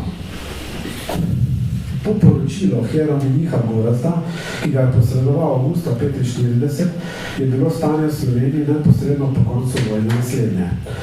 Ljubljane stanje po osvoboditvi je bilo nespremenjeno, v Mariboru in Celju se je cerkveno življenje le počasi obnavljalo. Pravoslavnih vernikov, mnogi so se vrnili iz taborišč in izgnanstva, je bilo vsakem od mest okoli 1000. Glede na izgubljene evidence so delali nove popise. Med pravoslavnimi verniki Sloveniji naj bi bilo po oceni očeta Gorazda po narodnosti 10% Srbov, 20% Rusov ter 70% Slovencev. V Ljubljani je protojerej Bogdan Matkovič kot parov deloval do 1. januarja 1949, nato pa so ga predstavili oziroma je prevzel prvo parohijo v Zemudu, kjer se je tudi upokojil. Predsednik pravoslavne cerkvene občine Ljubomir Jurkovič je 31. maja 1949 poročal arhierejskemu namestniku v Zagreb, da so ga zaslišali na mestnem ljudskem odboru glede prihajanja različnih pravoslavnih duhovnikov v Ljubljano in izvajanja verskih obredov v ljubljanski pravoslavni cerkvi brez dovoljenja oblasti. Pristojna cerkvena oblast, eparhijsko cerkveno sodišče, je v soglasju z zagrebškim metropolitom Damaskinom namreč sklenila, da do dokončne rešitve tega problema obrede v ljubljanski pravoslavni cerkvi izvaja ta zagrebški arhierejski namestnik Prota Laza Jakšič ali njegov namestnik. Tako sta ta dva 5 do 6krat prišla v Ljubljano, da sta tamkajšnji pravoslavni cerkvi opravila bogoslužje. Nekako vsako drugo ali tretjo nedeljo. Jurkovič je pojasnil, da cerkvena oblast ni prosila za dovoljenje izvajanja bogoslužja v ljubljanski pravoslavni cerkvi prosto iz razloga, ker je smatrala, da glede na to, da se je cerkev nahajala v njenem upravnem območju, za kaj takega niti ni bilo potrebe. Pojasnil je še, da je naloga cerkvene občine le, da zagotovi finančna sredstva za izvajanje verskih obredov, ne pa kateri duhovniki jih proizvajajo. To pa da je v pristojnosti višjih cerkvenih oblasti. Povedal je še, da bo glede pridobitve dovoljenja poročal cerkvenim oblastem, ter da se glede upravljanja s ljubljansko parohijo intenzivno že več mesecev išče rešitev v soglasju s svetim arhierejskim sinodom, zagrebškim metropolitom, versko komisijo pri predsedstvu vlade FNRJ in versko komisijo pri predsedstvu vlade LRS. Mitropolit Damaskin je na to 23.7.1949 za začasnega upravitelja ljubljanske parohije imenoval Gorazda Viklevo, takratnega mariborskega paroha. Ljuba Jurkovič mu je pisal, da bi mu čim prej rad predal agente in ključe parohijske cerkve, v kateri se je tedaj nahajala tudi pisarna cerkvene občine. Sicer je bila cerkev v srede decembra 1948 praktično zaprta, cerkvena občina pa je seveda brez sredstev. Cerkvena občinskemu svetu in odboru je že zdavna potekal mandat. To, da iz naslednjega pisma je razvidno, da oče Vikleva v Ljubljano sploh ni prišel in te župnije nikoli ni prevzel. Zaradi takšnih in podobnih težav, ter seveda izrazite nenaklonjenosti novih oblasti po obnovi pravoslavnega verskega življenja, se je pravoslavna cerkvena občina v Ljubljani ponovno konstituirala šele leta 1954. V socialistični Jugoslaviji je tako ljubljanska pravoslavna cerkvena občina dobesedno životarila. Ni bilo pogojev, da bi nadaljevali zastavljene zamisle, cilje in delo, grobo prekinjeno z vojno leta 1941. Oblasti so nastavljale previsoke prepreke. Šele leta 1983 s prihodom paroha Perana Boškoviča so pričeli stare zamisli tudi udejanjati. Notranjost hrama je ostajala še vedno nedokončana, uradna posvetitev cerkve ni bila nikoli upravljena. Tako je hram v vse svoje krasoti zasijal šele v samostojni Sloveniji. Najprej so se lotili poslikave notranjosti s freskami. To delo je trajalo več kot 10 let, šele pred 2 desetletjama je cerkev dobila še zadnje kose najnovejše opreme. Zanimivo je, da je bila cerkev uradno posvečena šele skoraj 70 let po njeni zgraditvi, namreč 24.10.2005 jo je posvetil takratni srpski patriarh Pavle. V Mariboru je nova komunistična oblast zemljišče, ker je pred vojno ponosno stala Lazarica, nacionalizirala ter ga spremenila v park, v katerem danes dominira kip generala Majstra. Pravoslavna cerkvena občina je sicer avgusta 1945 prijavila vojno škodo in sicer cerkev Lazarico v višini 2.800.000 dinarjev in inventar kapelja svetega Cirila Metoda v Trstenjakovi ulici in inventar pisarne v Krajkovi ulici, pisarne cerkvene občine. Kot prijavitelji so bili podpisani predsednik začasnega cerkvenega odbora Marič, sekretar Jaci, paroh Ivoševič. Okrajna komisija je zneske v celoti priznala in odškodnina je bila oktober 45 določena na skupaj 3.163.000 dinarjev. Za isto stvar je septembra 45 vojno škodo prijavil tudi predsednik Srpske pravoslavne cerkvene občine Stanko Detela, skupno višini 2.348.000 dinarjev. Odškodnina pa seveda na enemu in drugemu seveda ni bila nikoli izplačana. V Mariboru je takoj po koncu vojne prišel že omenjeni Gorazd Dekleva, ker je nekaj časa na gimnaziji poučeval ladinščino, nato pa se je zaposlil na katastrskem uradu. Poleg tega seveda, da je opravljal službo oziroma da je opravljal naloge paroha. Veliko je delal za obnovitev pravoslavne organizacije in verskega življenja tako v Mariboru kot v celotni Sloveniji. Vendar glede na to, da oblast cerkve na splošno ni bila naklonjena, je bila obnova verskega življenja izjemno težka naloga. Tako so pravoslavni verniki dolgo časa uporabljali začasne prostore, med drugim so nekaj časa uporabljali evangeličansko cerkev na Trubarjevi ulici, nato pa so bogoslužje opravljali v majhni muzejski kapelici.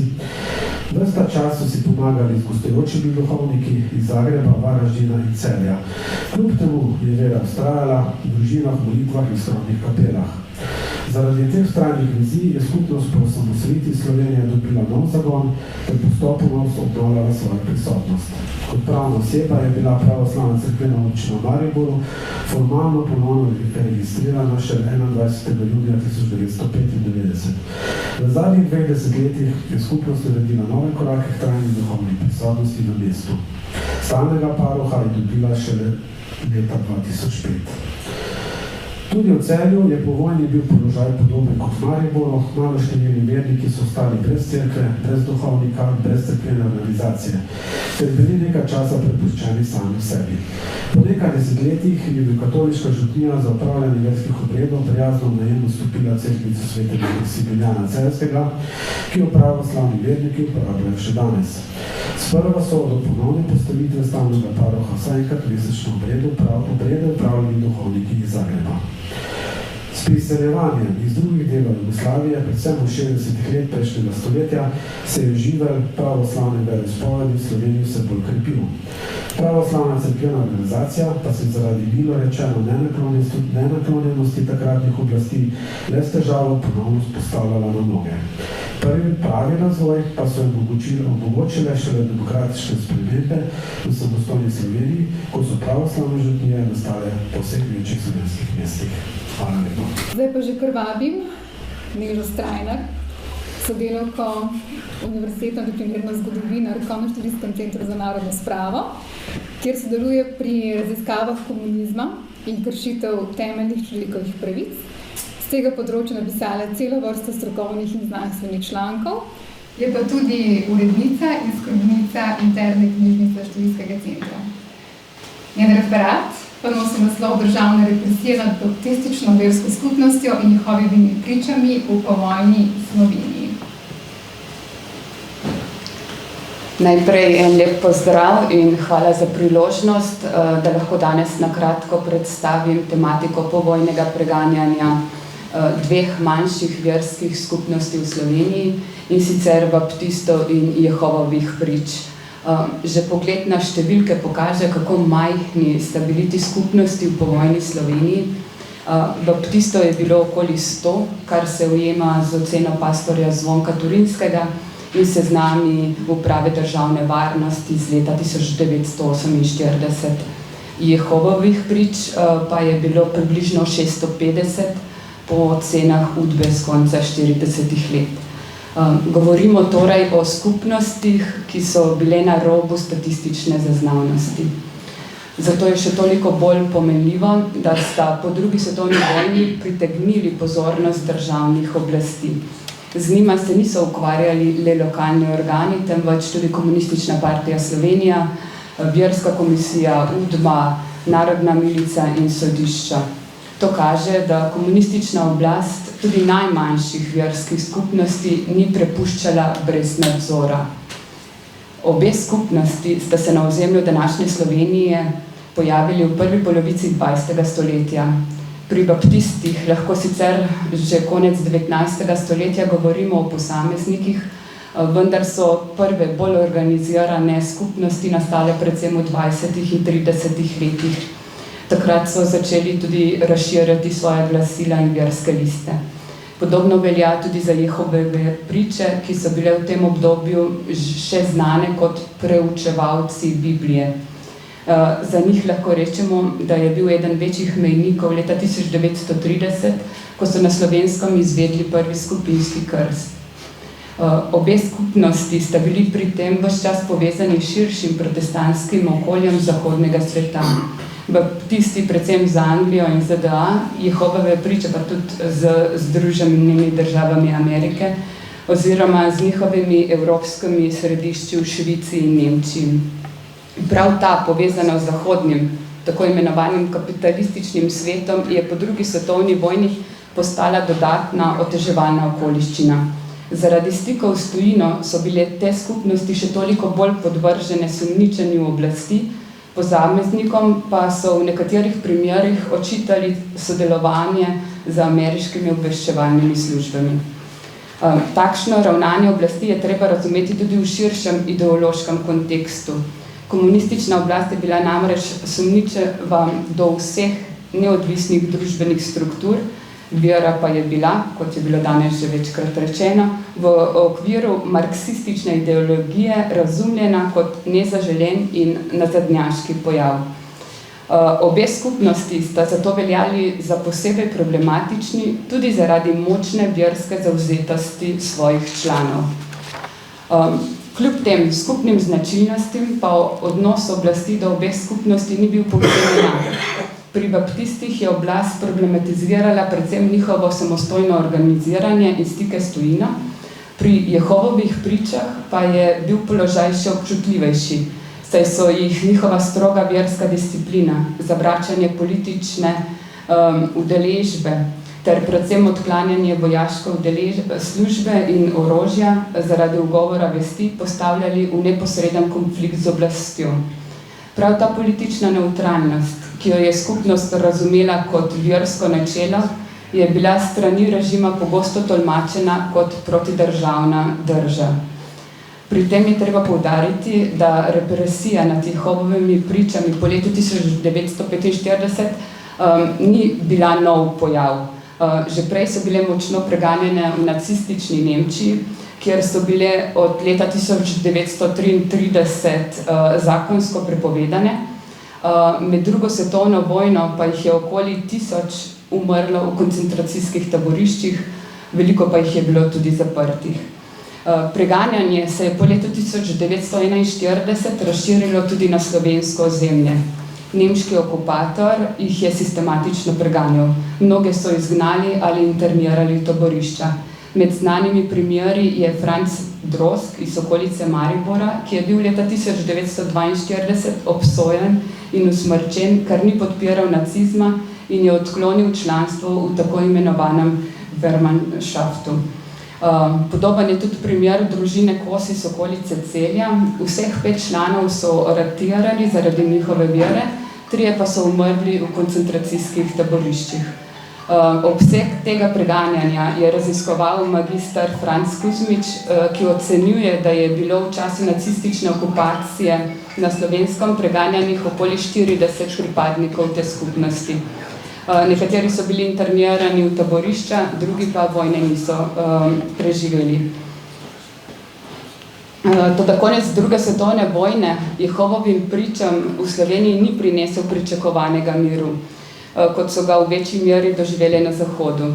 Čeprav je Centralni komite Komunistične partije Slovenije že maja 1942 govoril o svobodi svetovnega nazora in verskega udejstvovanja, pri čemer so celo zapisali, da je Slovencem zagotovljena svoboda svetovnega nazora in verskega udejstvovanja za sedanjost in bodočnost, se je po letu 1945 pokazalo, da so bile te obljube v praksi zelo omejene.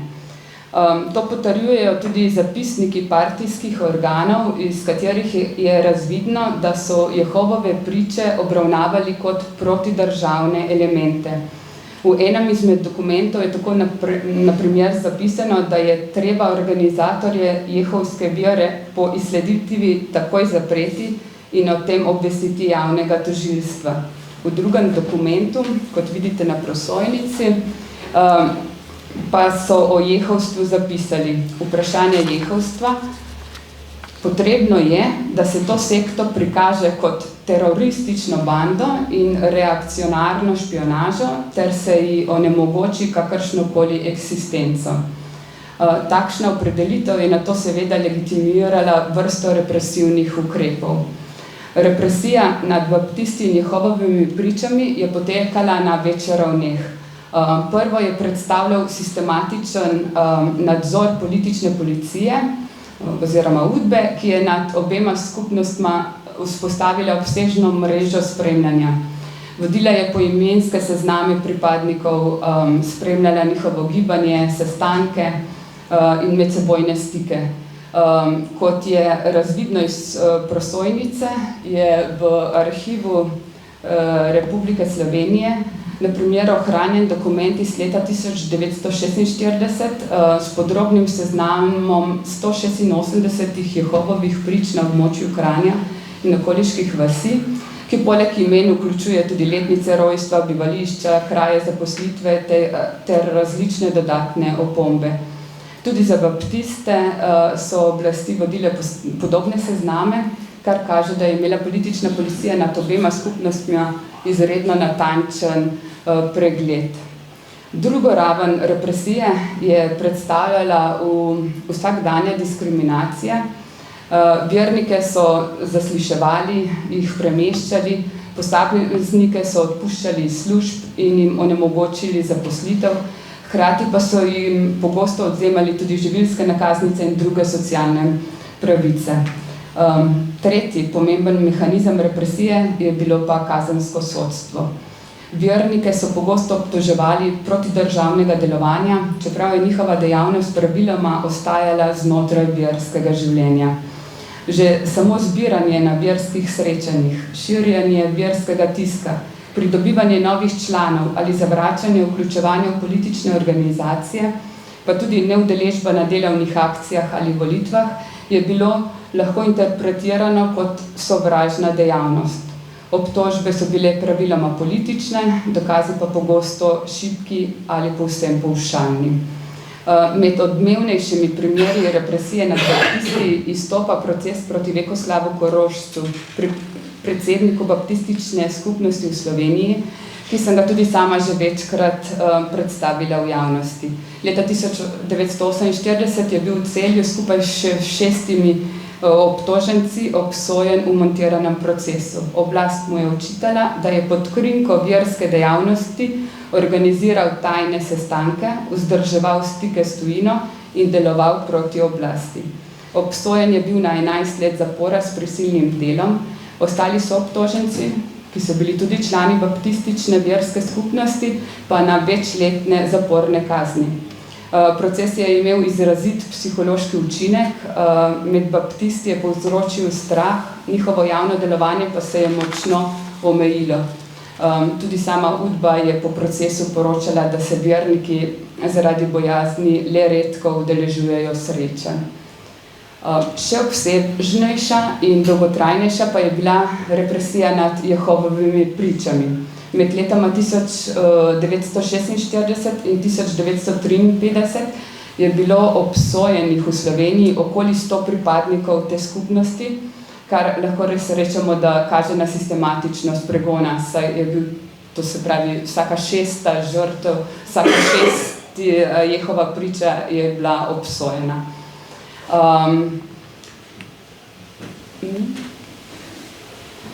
Primer na slajdu, karton obsojenke, nazorno prikaže to razsežnost te represije. Zaprta je bila povsem običajna vernica, brez kakršne koli vodilne vloge, ki je kazen 3 let tudi v celoti prestala. Za razumevanje te represije pa ni dovolj pogled le na statistiko ali dokumente, pogledati moramo tudi na raven vsakdanjega življenja posameznikov. To še posebej nazorno ponazarjate dve osebni zgodbi. Jehovove priče Bolfanka Močnika in baptistke Frančiške Plahuta. Frančiška Plahuta je bila rojena leta 1895 v Laškom, je bila mati 10 otrok in vidna pripadnica baptistične skupnosti. V vero je stopila leta 1929 in, kot je sama povedala, se je odtlej posvečala predvsem branju Svetega pisma. Na svojem domu, na Ostrožnem pri Celju, je pogosto gostila srečanja baptistov. Prav to, torej povsem običajno versko življenje, pa je po vojni postalo razlog za njeno aretacijo 11. aprila 1948. Oblasti so ji očitali poleg tega tudi, da je širila protidržavno propagando in pomagala posameznikom pri begu v tujino. Na tej točki se pač spet pokaže značilen vzorec. Verska dejavnost je bila pravno prevedena v jezik političnega kaznivega dejanja. Okrožno sodišče v Celju jo je obsodilo na 4 leta zapora s prisilnim delom in na 3 leta izgube državljanskih pravic. Kazen je prestajala v Reichenburgu. Zanimivi so tudi zapisi uprave zapora, ki jo opisujejo kot disciplinirano in pridno, hkrati pa poudarjajo, da svojega verskega prepričanja ne bo nikoli spremenila. In tudi zaradi tega ni bila nikoli predlagana za pomilostitev. Druga zgodba pa je zgodba Bolfanka Močnika, Jehovove priče iz Maribora, ki še bolj neposredno razkriva osebno dimenzijo represije. Leta 1952 so bili pred okrožnim sodiščem v Mariboru obsojeni Bolfank Močnik in še 3 pripadniki Jehovovih prič. Očitali so jim širjenje sovražnih idej, pridobivanje novih članov in razširjanje ilegalne literature. Močnik je izhajal iz družine Jehovovih prič, ki je bila v skupnost vključena že v času njenega nastajanja na Slovenskem. To se pravi že iz 20. let 20. stoletja. Med vojno je osebno poznal že omenjenega Franca Drozga in tudi prisostvoval pri njegovi usmrtitvi. Sam priznava, da je kot mladenič pod pritiskom odšel v vojsko, kar je pozneje globoko obžaloval. Po vojni se je znova utrdil v veri in leta 1951 se dal krstiti in se vključil v versko dejavnost. Ampak že manj kot leto pozneje je bil aretiran. Pred sojenjem mu je mati rekla: "Sedaj pa ostani trden." Leta 1952 je bil obsojen na 5 let zapora. Kazen je doživljal kot preizkus vere in tudi v zaporu ostal zvest svojim prepričanjem. Izpuščen je bil sicer potem leta 1953 ob splošni pomilostitvi. Posebej pa izstopa primer Adolfa Ažmana in Ivana Janeza Gašperlina. Oblasti so ju prepoznale kot nosilca organizacijske mreže Jehovovih prič na Kranjskem oziroma širšem gorenskem območju in so ju zato intenzivno spremljale, njuno versko delovanje pa razumele kot protidržavno dejavnost. Kot v svoji študiji pokaže tudi zgodovinar in arhivist Tadej Cankar, se je pritisk na njiju potem tako stopnjeval v montiran in zrežiran postopek, da se je potem vse skupaj tragično končalo. Oba sta izgubila življenje. Na prosojnici je prikazan ključni dokument, ko sem ga zaradi slabe vidljivosti je zraven pripis. To se pravi, to je druga stran poročila polkovnika Milka Zlatnarja, ministru za notranje zadeve Borisu Krajgarju. Ta dokument je nastal v januarju oziroma po januarju 1950, je sicer nedatiran, ampak v njem se nahaja zapis, avtor, v bistvu, to se pravi Mirko Zlatnar, predlaga, da namesto sodnega postopka izvedejo likvidacijo oziroma usmrtitev. V Arhivu Republike Slovenije sicer ni dokumenta, ki bi dokazoval sprejem te odločitve ali jo neposredno potrjeval, vendar pa dejstvo ostaja, da po aretaciji nobenega od njiju svojci niso več videli, kar dodatno utrjuje sklep o tragičnem razpletu tega primera. Na prosojnici vidimo tudi zapis sina Janeza Gašperlina, ki pretresljivo opisuje posledice izgube očeta za družino. To se pravi, tudi v letu 1950 je še prihajalo do izvensodnih ubojev. Razlogi so, zakaj pa je prišlo do tega, so pa tam navedeni, tako da, če imate čas, medtem ko jaz govorim, lahko si preberete. Pri tem je sicer šlo res za skrajni primer. Ena od pomembnih posebnosti položaja Jehovovih prič pa je, da se represija ni ustavila v začetku 50 let. Zaradi ugovora vesti vojaški službi so bili številni pripadniki te skupnosti kazensko preganjani še desetletje pozneje, vse do konca 80 let. Večino je šlo za mlajše moške, ki so odklonili sprejem orožja, nošenje uniforme ali služenje vojaškega roka. Posebej problematično je bilo, da so bili posamezniki po prestani kazni pogosto znova vpoklicani v vojsko in ponovno kaznovani zaradi istega dejanja, o čemer najdemo zapise tudi v gradivu Komisije za izvajanje zakona o popravi krivic. Še na dan 15. marca 1987 je bilo na primer v zaporih v Ljubljani in v Mariborski Rogozi zaradi tega zaprtih 9 pripadnikov Jehovovih prič. Pomembno je opozoriti tudi na to, kako je oblast razumela neuspeh lastne represije.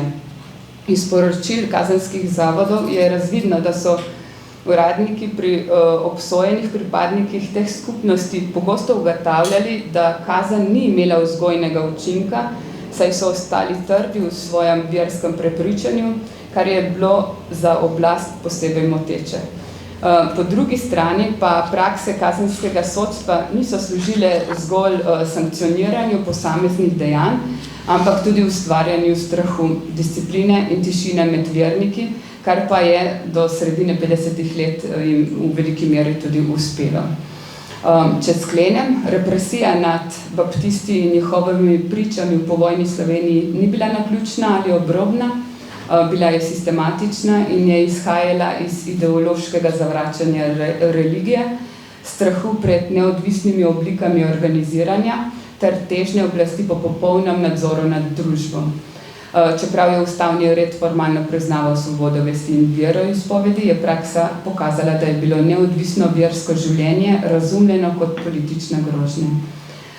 Izkušnja baptistov in Jehovovih prič zato ni pomembna le kot zgodovina dveh majhnih verskih skupnosti, temveč kot širši primer delovanja represivnega sistema. Pokaže nam, kako hitro lahko država, tudi najbolj zasebna in notranja prepričanja posameznika razglasi za nevarna, če se ta ne uklanjajo ideološkim pričakovanjem oblasti. Hkrati pa njuna zgodba razkriva tudi nekaj drugega, da verskega prepričanja ni mogoče preprosto izkoreniniti ne zapori, zasliševanji in družbenim pritiskom. Vztrajnost teh vernikov nam danes pomaga bolje razumeti pomen resnične svobode vesti in odgovornost države, da je ne omejuje, temveč varuje. Potem pa lahko sklenem z besedami, da so pač naši referati zelo jasno pokazali, kako je povojna oblast tako na Slovenskem kot na Hrvaškem sistematično obračunavala z vsemi oblikami drugega, naj se bo to s pripadniki etničnih ali verskih manjšin. Odnos komunistične oblasti do religije v povojni Sloveniji in Hrvaški pa predvsem ideološko in politično motiviran boj za popoln monopol oblasti. Tudi manjšinske skupnosti so se, kot smo slišali, znašli še v posebej težkem položaju, saj so bile hkrati ideološko in pogosto tudi nacionalno tuje. Toda kar se mi zdi res izjemno v vseh teh današnjih referatih je to, da zelo premišljeno pokažejo tudi razkrivanje večplastne trdoživosti in osmišljanje najtežjih obdobij tako za narodnostne manjšine kot pripadnike čisto vsake od obravnavanih verskih skupnosti. Torej, najlepša hvala vsem predavateljem za res imenitne, bogate prispevke in hvala vsem navzočim za vašo pozornost in nasvidenje prihodnjič. Hvala lepa.